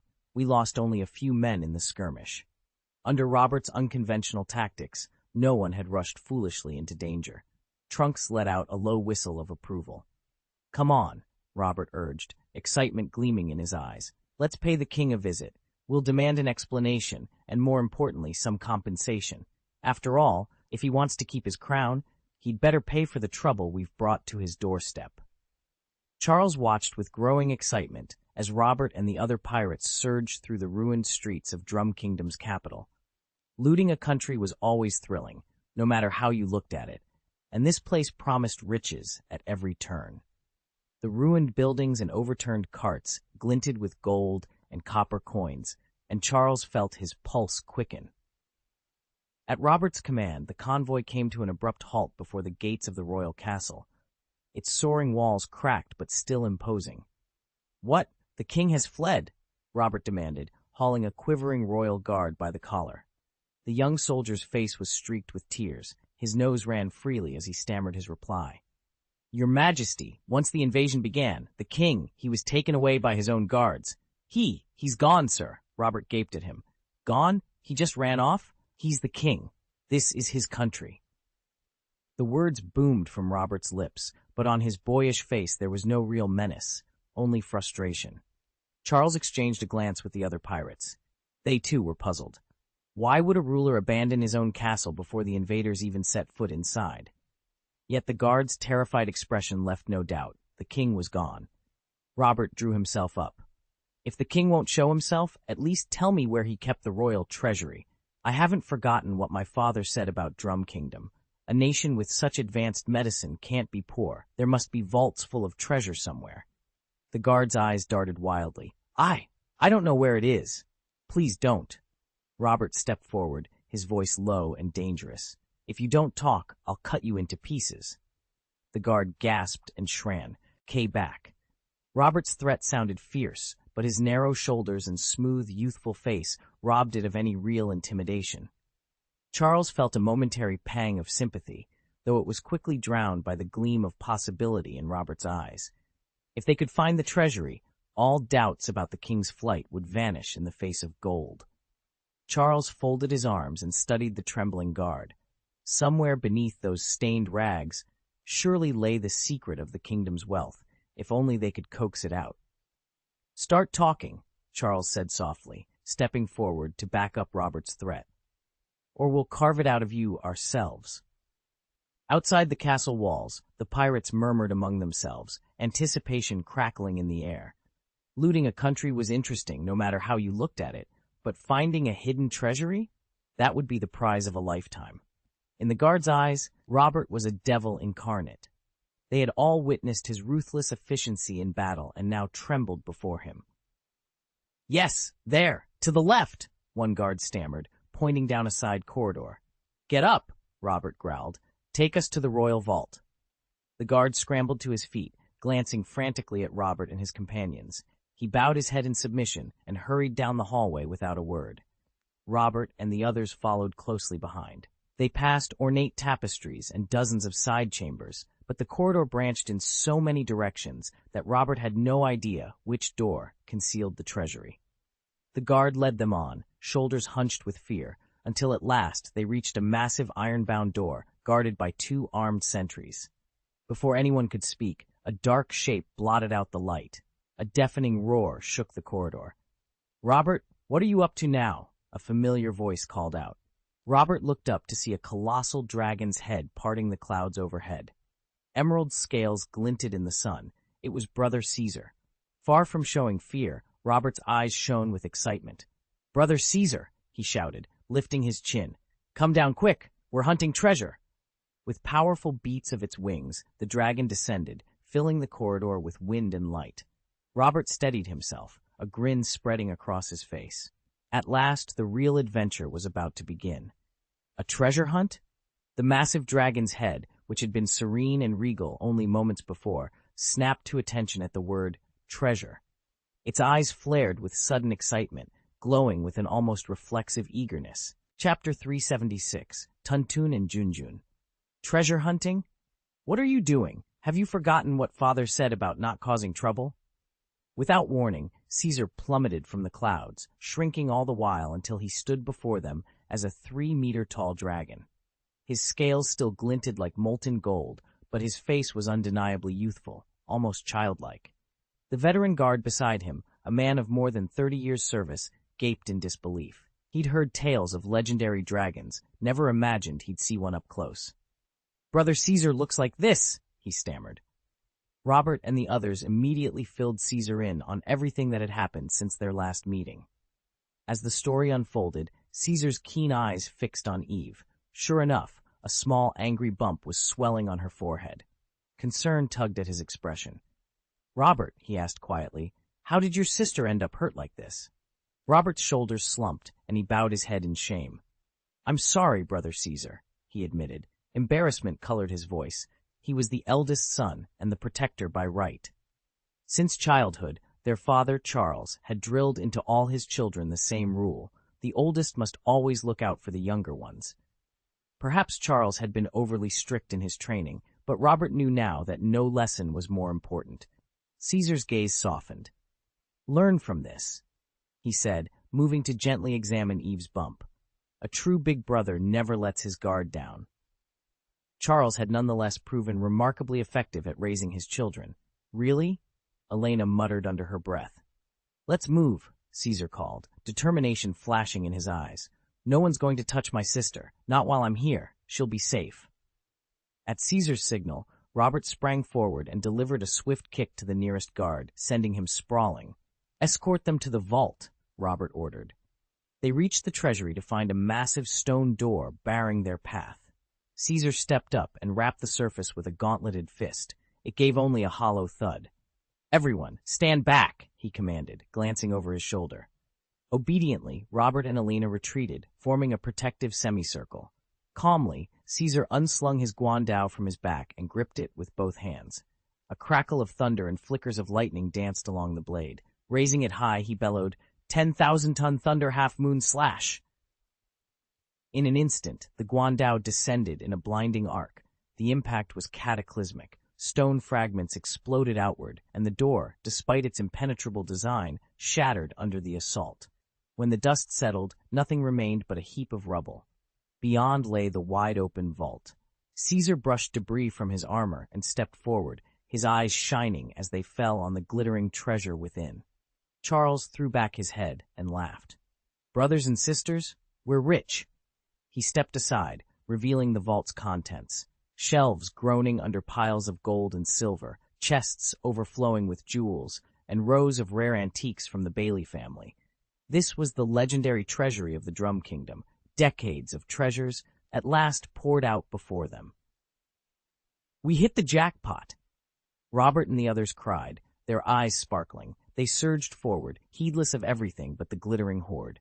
After all, they'd spent their entire childhood at sea, their days a blur of endless waves and the thrill of occasional pirate encounters. Charles had trained them himself, leading daring raids to keep their skills sharp and cultivating in them an irresistible hunger for treasure. Charles watched them scramble for gold coins, a satisfied smile on his face. But he hadn't come merely for baubles and bullion. He stepped deeper into the vault, eyes scanning the display cases. What he sought was far rarer, a devil fruit. Despite the pressing need and his carefully laid plan, seizing one here meant directly defying his father's strictest order. He paused before a glass enclosure, searching for the furor, its telltale swirling pattern. If he found it, he could finally calm his father's suspicions and secure his own path forward. But first, he had to make sure it was still there. Caesar paced the cavern floor, reminding himself that only a devil fruit could satisfy his father's appetite for the extraordinary. He hadn't been certain this vault held any, but as scion of one of the world's greatest pharmaceutical houses, he knew how rare they were. Still, when two chests suddenly glowed into view, his pulse quickened. He hurried to the first chest, no larger than a basketball, flipped open its lid, and discovered a lustrous purple fruit etched with deep grooves like a yawning mouth. Tucked beside it was a small parchment that read, "Superhuman Tun Fruit." Caesar's eyes lit up. Heart racing, he moved on to the second chest. There, cradled in crimson velvet, lay another purple devil fruit, this one dotted with round-rayed spore-like protrusions. The accompanying note declared, "Superhuman Fungus Fruit." Triumph welled up in him. 2 devil fruits at once. Surely his father would be overjoyed. Grinning broadly, Caesar whispered to himself, "This will finally prove that I can stand on my own, and maybe even outshine him." Charles shook his head, banishing any lingering daydreams. He carefully stowed the 2 devil fruits he'd claimed and surveyed the eager faces of the younger members of his crew. They hustled tirelessly, hauling chest after chest of gleaming treasure, gold, silver, jewels, out of the Drum Kingdom's vault until there wasn't a single coin or gem left behind. Standing amid the echoing emptiness, the sole palace guard froze, disbelief plastered across his face. Before panic could set in, Robert, Charles's staunch lieutenant, strode forward, balancing a chest roughly 3 times his own size on his shoulder. Noticing the guard's vacant expression, Robert felt a pang of sympathy. He reached into his pocket and withdrew a neatly stacked bundle of 10,000 belly. "Here," Robert said softly, pressing the money into the guard's trembling hands. "Take this and disappear. You won't last long in the Drum Kingdom once word of this gets out." With that, Robert hoisted the massive chest once more and rejoined Charles, vanishing into the shadows of the deserted treasury. Deep within a hidden palace chamber, King Wapol of the Drum Kingdom paced before his minister, worry etched on his face. "Have you notified the Navy?" the king demanded. "If those thieves escape, they'll vanish before our eyes." The chief minister bowed. "My liege, the orders have gone out. The naval squadron will set sail at dawn." King Wapol's gaze hardened. "Then we have until first light. Do not fail me." He turned away, plotting how to reclaim his stolen riches and punish those bold enough to defy him. "The Navy reports we must hold our position." The minister kept his eyes fixed on the floor, too fearful to meet the old king's glare. With a thundering slam, the monarch overturned the water glass on his desk, the crystal shards tinkling against the stone floor. "Have you confirmed it?" the king snapped, his voice low and dangerous. "Why have the Rockefeller pirates dared to invade our realm?" The minister hesitated, fingers twisting the hem of his robe. Silence stretched between them like a drawn blade. At last the king roared, "Speak!" Swallowing hard, the minister sank to his knees. "Your Majesty, it was Prince Waldo. He wounded Lord Rockefeller's son, Charles. In retaliation, the Rockefeller fleet has attacked our coasts." A dark fury crossed the old king's face. "Treason! Rebellion!" he hissed, and in that instant a spurt of blood flecked his chin. His knees buckled. He collapsed to the marble floor. "Your Majesty!" the courtiers cried, rushing forward in panic. The room fell into chaos. Ministers clustered at the king's side. One pressed his hand beneath the royal nose, checking for breath. Others wept openly. the muffled sobs echoing in the small council chamber. Aboard the flagship Poseidon, the horizon burned with the light of dawn. Sailors scrambled along the deck. The thrum of cannon drills filled the air. "Attention, everyone!" Captain Harding's voice rang out above the clamor. "Battle stations, we mobilize at once." Across the tumultuous sea, war had been declared, by dusting off deep grudges and by a single act of violence that now threatened an entire kingdom's fate. The king lay unconscious, his court in mourning, while aboard the Poseidon, the fleet braced for combat. The storm was coming, and no man, prince or pirate, could stand idle. "You actually plundered the entire kingdom." Charles stared down at the assembled children, incredulous. When had they grown so brazen? He shifted his gaze to Eve, and saw she too had a swollen bump rising on her forehead. Beside her, little Choo-Choo looked up at her father with wide, pitiful eyes. Just before his return, Caesar had warned Eve that this might happen. Now, rubbing his aching brow, Charles realized his brood's boldness had reached entirely new heights. Chapter 377, The Breath of the Beast. Charles could already picture tomorrow's front-page headlines. The world government would be broadcasting the Rockefeller pirates' brutality to every corner of the globe. Such publicity hardly mattered to him. The Rockefellers' reputation had been in ruins for years, but he still bristled at the thought of being vilified by the very authority he despised. His reverie was broken by a familiar voice. "Dad, I was wrong." Robert stepped forward, eyes wide with remorse, as he met Charles's helpless expression. One by one, the other crew members shuffled up behind him, each admitting their mistakes in turn. Their sincerity left Charles momentarily speechless. Then Caesar, ever eager to seize the spotlight, interrupted. "Dad, while we were looting the Drum Kingdom, we found something incredible." With a flourish, he produced 2 ornately carved treasure chests from beneath his cloak. Charles leaned in as Caesar lifted the lids, revealing 2 devil fruits nestled in velvet, the tauntaun fruit and the fungi fruit, both famed for their extraordinary powers. Charles surveyed the fruits with a half-amused smirk. He'd been hunting for them himself, but it seemed his crew had beat him to the punch. He shook his head and allowed himself a rare chuckle. "All right," he said, "I'll let you have this one. Well done." Chapter 7. A Change of Course. "We can't do this again," Charles declared, his hand slamming against the rail. The deck fell silent. Since setting sail, every day had been another raid, another prize taken. But under the banner of the Rockefeller pirates, those petty plunders now painted a giant target on their backs. World governments and naval fleets would soon hunt them relentlessly. Robert cracked a relieved grin and bowed low. "About time you said it, Captain." Caesar Doctor Von stepped forward, placing a devil fruit at Charles's feet. Its rippled flesh gleamed in the late afternoon sun. "This fruit is ours now," he said, voice low. "But there's no time for celebration.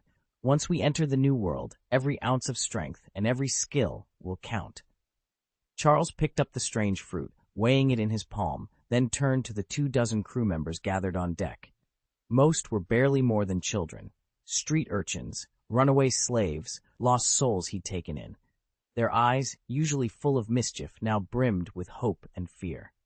"I've arranged for Dr. Kureha to teach us everything she knows about medicine," Charles announced. "We'll stay in Drum Kingdom for 2 more days. Disembark, train hard, combat drills, Haki practice, and first aid. When we sail for the New World, there can be no weaknesses among us. Lives will depend on it." A fresh excitement buzzed through the group. Even the youngest recruits straightened their shoulders, as if preparing to face the world's deadliest seas. At dawn, the Rockefeller pirates weighed anchor. Behind them, the snow-capped peaks of Drum Kingdom shrank in the distance. Ahead, the sea churned toward the uncharted expanse of the New World, storms, rival crews, and the Navy's iron squadrons awaiting them. Whatever trials lay ahead, Charles vowed they would meet them as one crew, fierce, united, and unbreakable. Nothing happened for days. Not a single dispatch arrived from the Navy or the world government. No reports, no orders, no hints of what lay ahead. The eerie silence only made Charles more anxious. It felt like the calm before a storm. They were sailing near Gaia Island, the notorious pirate refuge. Robert peered at the record pointer device strapped to his wrist, frowning. "That's weird," he said. "The indicator's still spinning, and it keeps pointing upward." "Maybe the island's actually above us," Deidara offered, his dumbbells wobbling in his clammy hands. He wiped sweat from his brow. A sky island? Robert's eyes lit up. Exactly. There are a few of those floating isles in the New World. Empty, but real. Estes stepped forward to scan the vast empty expanse of sea. But this looks like ordinary ocean, he observed. No land in gut. Just then, Esdeath appeared at Robert's side. The two exchanged a quick nod. Dad said we're headed to Sky Island soon, Robert said eagerly. If our ship can't lift off on its own, we'll strap on Caesar and a team and fly up there ourselves. Estes glanced up at the sky, puzzled. You mean we'll use Caesar to fly? Robert and Daedara exchanged excited looks. At that moment, Caesar strode onto the deck as if on cue. Everyone turned to him, anticipation buzzing in the air, because with Caesar's power, nothing in the New World was impossible. Esdeath's eyes flicked to Caesar. This one's on you now. Caesar forced a bitter smile and nodded. Flying alone to great heights was one thing, but hauling the entire Poseidon up with his island cloud technique? That was a whole different challenge.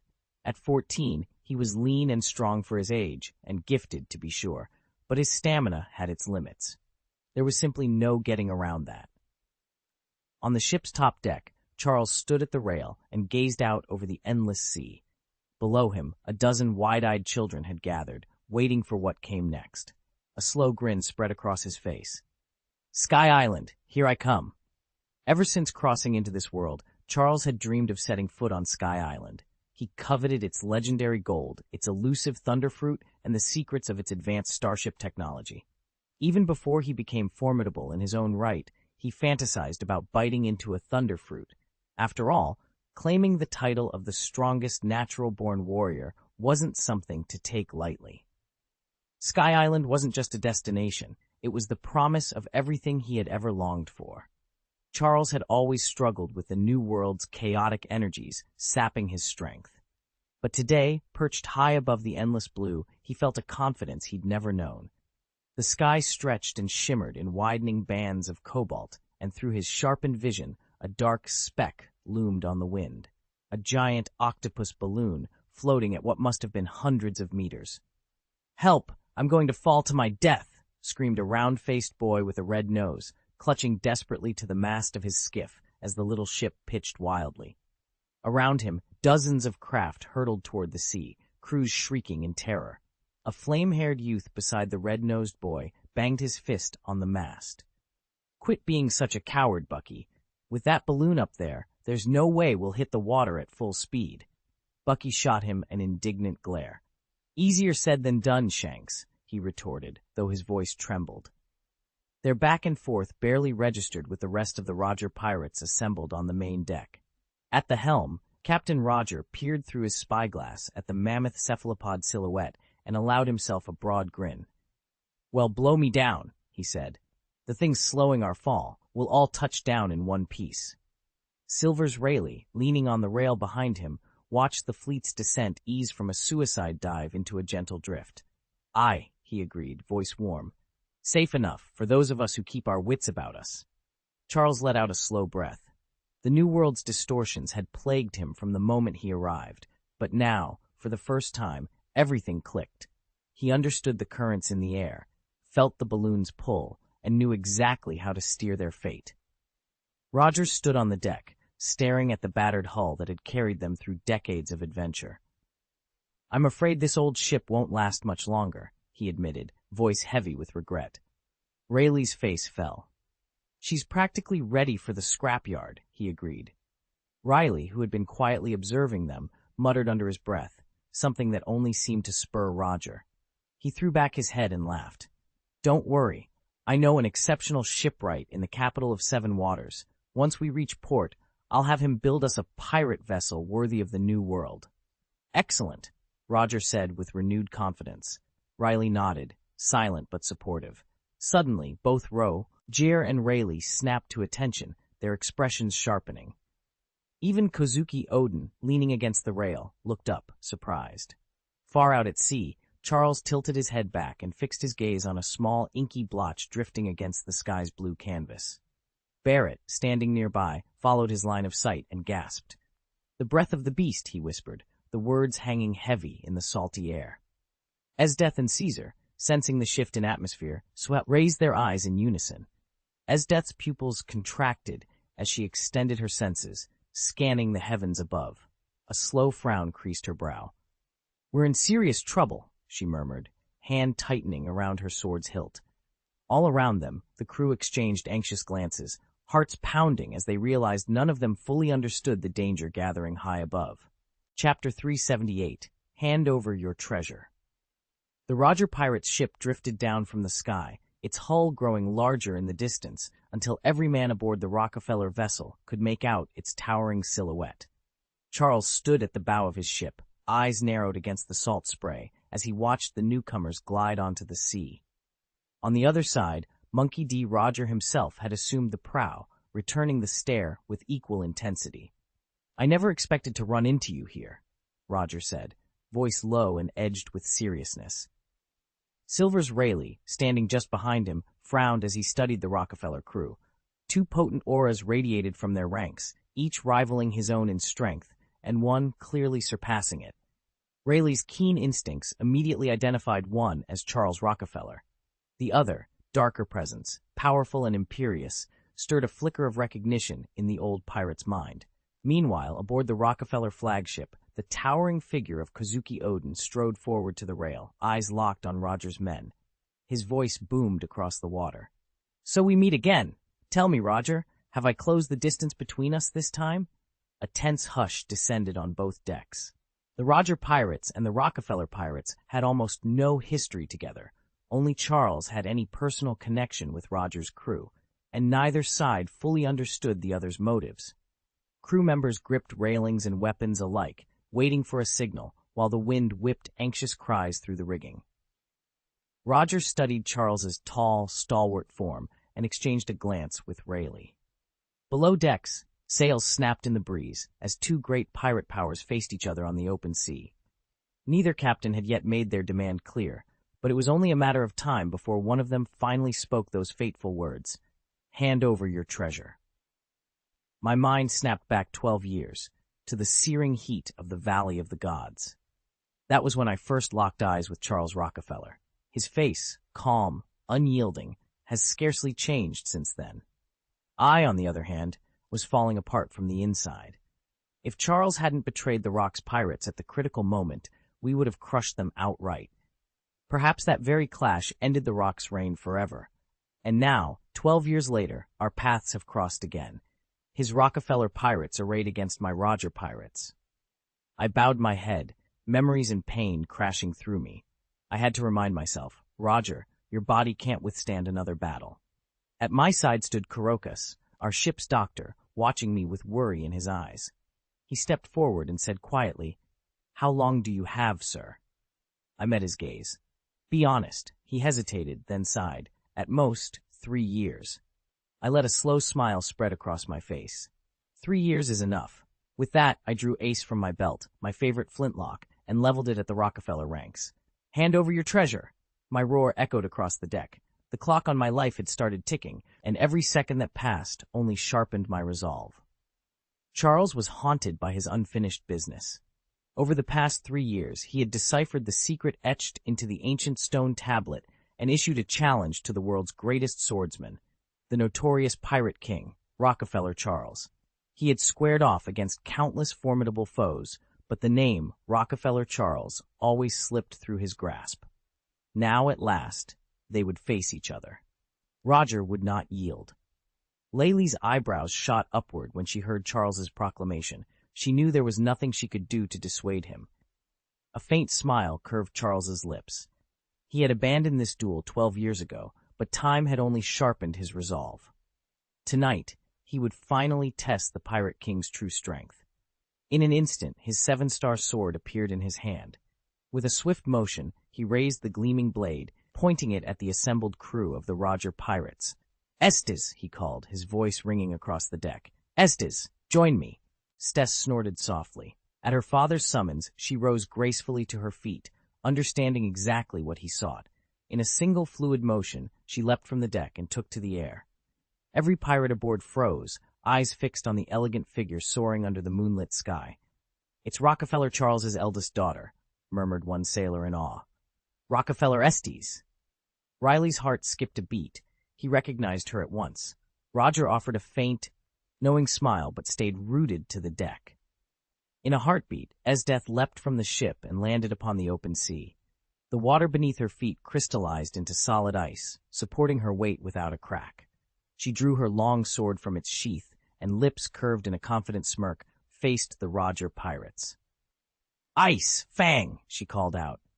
A swirl of pale blue energy blossomed around her, frost tendrils radiating outward until the sea itself became a frozen battlefield, Esdeath at its very center. "Incredible," one of the pirates gasped as the ice crept toward their ship. "Turning the ocean into your own arena? How accommodating," sneered a crewman, watching the frost edge closer to the hull. Roger surveyed the advancing ice with mild amusement. Charles's eldest daughter, she really does have a few surprises. Beside him, Rayleigh studied Esdeath's poised figure. From horizon to hull, the sea lay under a seamless sheet of ice, imprisoning both ships in its grasp. With a faint laugh, Esdeath released her power. The biting cold ebbed away, leaving only the gleaming ice beneath her boots. She tilted her head and offered the pirates a challenging smile. "Did you think me weak?" Roger paused, surprised by how youthful her features were, and by the raw power she commanded. Then he nodded, a broad grin spreading across his face. "I'll admit it, we misjudged you." Rayleigh shrugged, clearly entertained by the turn of events. "Then let the Rockefeller pirates see exactly what we're made of." Roger's voice rang out as he vaulted from the ship's rail and skated across the ice with uncanny speed. "Hey, little girl," he shouted, skidding to a halt before Esdeath. "You've got real talent. Why not join my crew? We're the freest pirates on the seas." He held out a hand, grinning.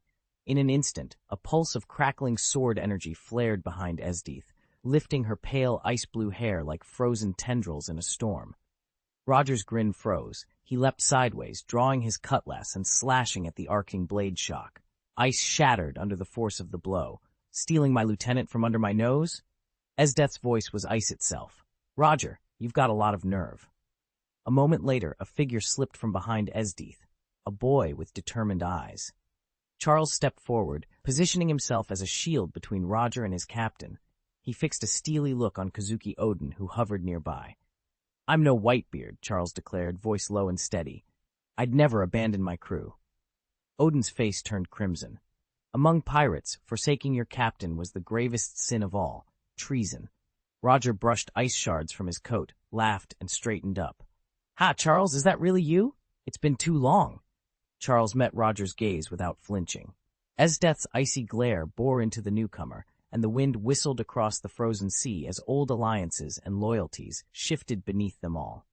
"Your Rockefeller pirates just keep getting stronger," Roger boomed, eyeing the vast force arrayed behind Charles. Children like Barrett, Caesar, Tesla, Robert, and Daedara stood at the front, but beyond them loomed dozens of seasoned swordsmen, each radiating a menacing confidence. Roger hadn't expected such power. Charles met his gaze without flinching. "You Roger pirates aren't exactly slouches," he admitted, "but we're on a whole different level." His eyes flicked over Rayleigh, Jabba, the rest of Roger's crew, then rested on Kozuki Odin and his retainers. Strange, Charles thought, that Odin still had no inkling Wano had fallen under his command. Roger's chest swelled with pride.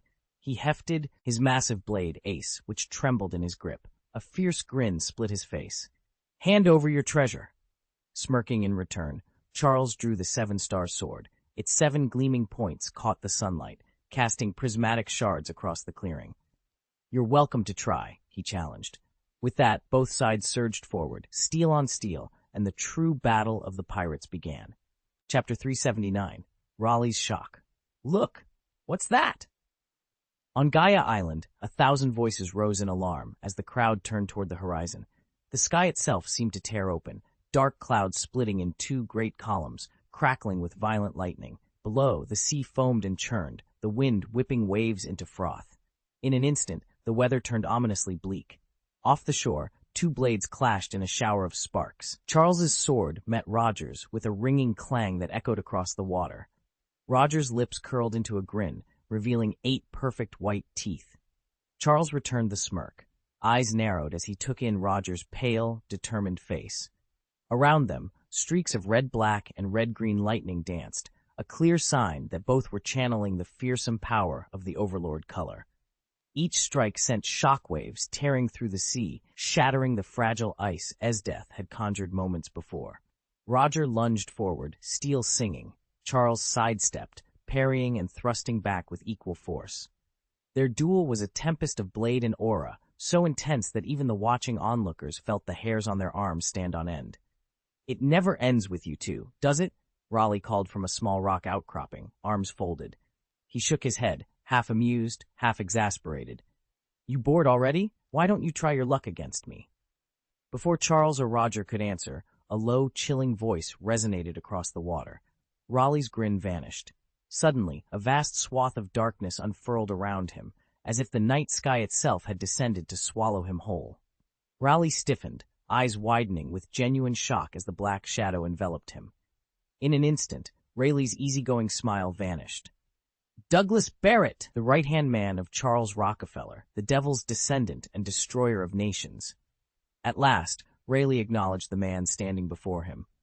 "I never imagined someone as formidable as Pluto would know even a nobody like me." Barrett's face remained impassive. He let out a low, amused chuckle. "If you're nothing, why would I care?" Raleigh shook his head, drew a knife from his belt, and leveled his gaze at Barrett. "Then allow me to test your strength." He lunged, blade flashing in a deadly arc. Barrett watched for a moment, unmoving, before lifting his fist. A dark, oppressive energy coalesced around it as he met Raleigh's slash head-on. Boom! The impact detonated like a bomb, yet Barrett's fist and even his glove was unharmed. Raleigh's eyes narrowed. Incredible. That physique, that overwhelming aura of dominance. Even a veteran soldier like him couldn't hide his astonishment at the sheer power radiating from Barrett. Even Raleigh was taken aback, and Charles felt much the same. After all, he'd grown up watching Barrett's every feat. Blessed with raw talent and relentless physical training, Barrett's body was every bit as formidable as Charles's own. But what truly astonished Charles was Barrett's mastery of armament Haki. The flow of his fighting spirit seemed inexhaustible. Charles had witnessed it firsthand when Barrett activated his devil fruit power. He swelled into a 100-meter-tall colossus, his Haki aura stretching just as far. The sight nearly shattered Charles's composure. He couldn't help envying the overwhelming force Barrett commanded. And yet, underneath that envy swelled a fierce pride. Pride in knowing he had believed in Barrett early on and made him his most trusted right-hand man. Charles rested one hand on his hip and offered Barrett a wry smile. "Your sword's razor sharp, just needs a bit more bite behind each blow." Barrett closed his fist, a surge of power crackling beneath his knuckles. Raleigh, standing nearby with his trademark golden hair, emitted an embarrassed chuckle. "Ha! I'm afraid I'm growing too old for this. Looks like it's time for you young blood to run the show." At once, Barrett bowed deeply to the veteran. "Senior!" "Are you kidding me?" Barrett sneered, a mocking curl lifting the corner of his mouth. In the next instant, his grin vanished. A violet-black aura, overlord color, erupted around him. "Old, don't make me laugh." Before Raleigh could react, Barrett blurred forward, his fist crackling with dark energy. Raleigh's contempt drained away as he brought his blade to bear, its edge shimmering in black and crimson, and swung at Barrett. But Barrett's punch tore through the blade's arc, striking Raleigh squarely in the chest and pinning him in midair. Suspended upside down, Raleigh's eyes widened in disbelief. "Overlord color entanglement? When did you learn that? You actually mastered it." Barrett dangled above him, elbows braced on the ice, his grin widening. "Still hard to handle, is it?" He drove his fist down again. Raleigh felt his ribs compress, the frozen ground beneath him splintering under the relentless weight of the Overlord's power. Clang! Barrett's blade drove Raleigh back, forcing him to leap away and create space between them. Ice shards embedded themselves in Raleigh's boots, then miraculously reknit into solid ground, as if the frozen surface were healing itself. Barrett, a devil fruit user, moved unhindered through the seawater that would have weakened any ordinary fighter. Raleigh took a moment to breathe, sweeping his gaze across the battlefield. At the center stood Esdeath, her eyes as cold and unyielding as the polar winds. "The Rockefeller pirates really do have an eye for talent," he called out, half in admiration, half in astonishment. His attention flicked from Esdeath to the other skirmishes around him. On his right, a young girl dissipated into mist at her enemy's light touch. To his left, another child collapsed into slick mud under a single strike. And there, in the distance, he saw a boy whose presence made Rayleigh's heart race. The boy's hair was the same brilliant white, his stance as bold as the legends said Kazuki Odin's once was. Wild azure energy coiled around him, forming the unmistakable shape of a dragon's sinewy neck and scales. A mythical zone devil fruit, the phantom blue dragon type that Kaido himself wielded 6 years ago. Rayleigh felt a surge of envy and exhilaration. The Rockefeller pirates had somehow recruited not one, but multiple rare devil fruit users, including this prodigy, Charles. How did they find so many unnatural powers in one crew? Before he could ponder further, Barrett advanced again. The battle resumed in earnest, but Rayleigh's mind stayed aloft with possibility. If the Rockefeller pirates kept unearthing talents like these, the balance of power in the New World might never be the same. Charles watched in awe as the little girl before him shimmered into a flurry of snowflakes. If he'd read the battle logs correctly, she'd eaten the snow fruit. Alongside her were 2 others who had awakened natural-type powers, one wielding the gas fruit and another the swamp fruit. Natural-type devil fruits were legendary rarities. Most people went an entire lifetime without ever encountering one. Yet here stood 3, each armed with the raw forces of nature itself. Were they really about to challenge the Navy's own trio of elemental masters? Admiral Rayleigh's jaw dropped as he surveyed the battlefield. He'd long written off the Rockefeller pirates as the weakest among the 4 emperors. He'd assumed their reputation was built on little more than luck and bravado. But looking now at Rockefeller Charles's progeny, each a devil fruit user of natural type, and knowing the patriarch himself loomed behind them, Rayleigh realized how wrong he'd been. By the time these children reached full strength, their raw powers, combined with the unbreakable shield of Rockefeller Charles, would make them unstoppable.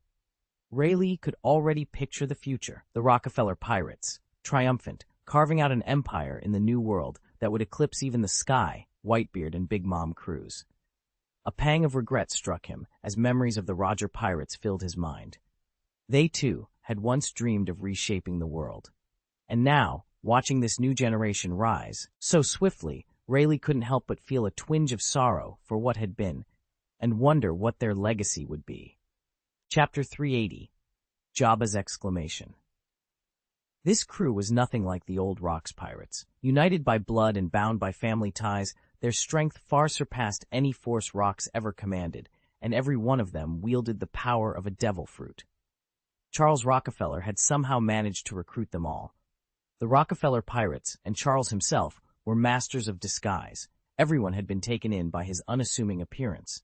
Rayleigh's mind raced back to the warning his old friend Shiachi had given him long ago. Never underestimate Charles Rockefeller. He could be striking from the shadows at any moment. Before he could finish that thought, a booming voice tore through the air. Thinking too hard? Let me help you remember. Barrett's massive form materialized beside Rayleigh. In an instant, his ironclad fist crashed into Rayleigh's skull. Caught entirely off guard, Rayleigh had no time to react. With a tortured groan, he flew backward, crashing into the ice with bone-shaking force. Chunks of frozen debris rained down, burying him in a cold tomb. Normally, Rayleigh could match Barrett blow for blow, but today his focus had slipped even for a heartbeat, and that was all Barrett needed to feel insulted. With a savage grin, Barrett towered over the wreckage he'd created. Moments later, a hand broke through the icy rubble. Rayleigh pushed himself up, his hair matted with frost and blood trickling down his forehead. Glaring at Barrett with fierce determination, he rasped out 2 words that echoed across the silent ice. "Young man, you have no sense of martial honor, attacking an old man who's almost 50. Rayleigh rose unsteadily to his feet, brushing a trickle of blood from his forehead. The bruise darkened under his trembling fingers as a shadowy aura began to swirl around him, an overwhelming energy that filling the air with menace. Across from him, Barrett cracked his knuckles and grinned. "Perfect, let's see what you've got." With that, Barrett charged. His fists moved like pistons, each strike faster and harder than the last. Rayleigh met every blow head-on, metal and flesh colliding in thunderous echoes. Neither man gave quarter, and their battle shook the ground beneath them. Elsewhere on the field, another duel raged just as fiercely. Caesar faced off against the legendary samurai Kazuki Oden.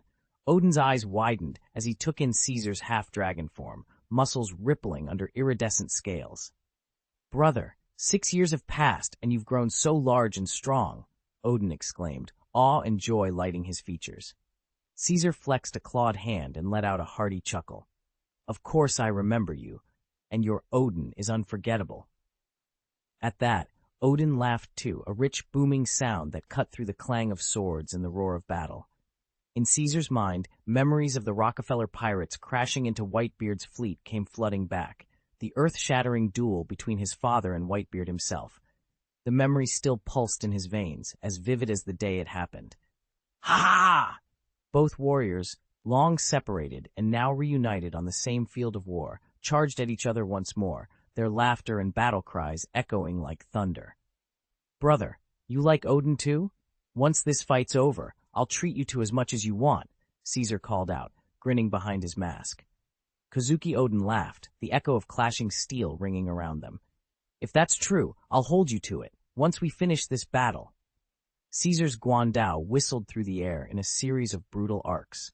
Though neither combatant paused, their conversation remained light-hearted. Caesar hadn't trained as a swordsman, far from it, but his raw strength alone made his swings terrifyingly effective. This wasn't an ordinary guandao, either. Infused with his devil fruit power, its weight shifted unpredictably, each alteration of momentum hammering against the twin swords in Oden's hands. At just 14, Caesar's talent was astonishing, his brute strength and physique further enhanced by the awakening of his mythical Zoan fish fruit, model, Azure Dragon, elevated him to near vice admiral status. Yet despite his waking power and ferocity, he struggled to break through Oden's defenses. Even Oden's mighty skill with 2 swords showed hints of strain under the unpredictable force of Caesar's blade. Still, he refused to press his attack to a finish. This was more a friendly contest than a life-or-death duel. So long as Caesar stood, Oden saw no reason to land a killing blow. Steel met steel again and again amid the swirl of dust and sparks. Oden's face shone with exhilaration. Caesar's eyes gleamed behind his goggles. Neither planned to yield, yet both relished the promise of a warm meal waiting for them once the dust settled. Chapter X. "What a monster!" Kazuki Oden whispered, eyes widening as he regarded the youth opposite him. 6 years ago, a single strike from Xia Luo had laid him low. Now he found himself struggling against Charles's own son. Had his strength really waned so drastically, or was this boy simply that formidable? All across the deck, 3 fierce battles were unfolding. The Roger pirates against Charles's forces, Riley clashing with Barrett, and Oden locked in deadly combat with Kaiser. Every other crew member kept their distance, unwilling to risk interfering with these marquee matchups. A few decks away, Jabba, third in command of the Roger pirates, squared off against a lone girl. He let out a frustrated sigh and shook his head. "Kid, you're out of your depth. Drop this now. I won't let you jeopardize the truce between the Roger and Rockefeller pirates." Jabba hated the idea of sparring with a mere child, especially one who'd gone to such lengths to orchestrate this battlefield. But Esdeath stood her ground, eyes blazing. The oppressive aura radiating from Jabba rivaled even Barrett's, and the twin axes he wielded gleamed with lethal promise. Still, she wouldn't back down. An instant chill filled the air as Esdeath's sword unleashed a wave of ice blue, oppressive aura that washed over Jabba like a tidal wave. Jabba's eyes widened in surprise. Such raw, overwhelming power. He swept a glance across the Rockefeller pirates arrayed around him.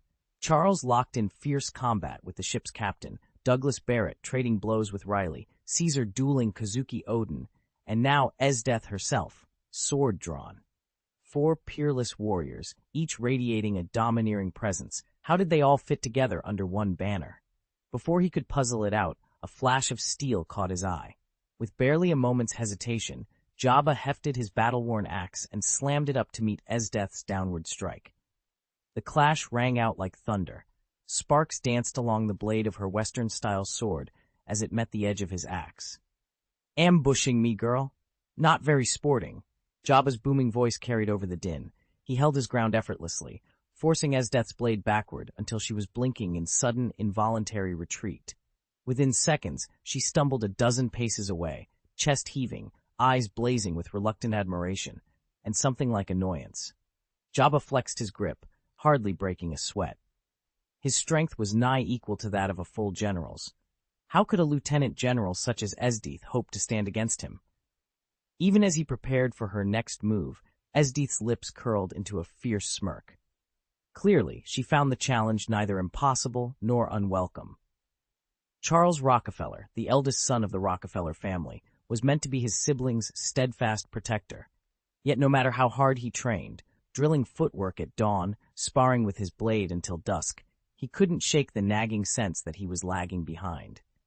At least his younger brother Caesar, 2 years his junior, never tired of his afternoon naps, yet seemed to wake stronger each day.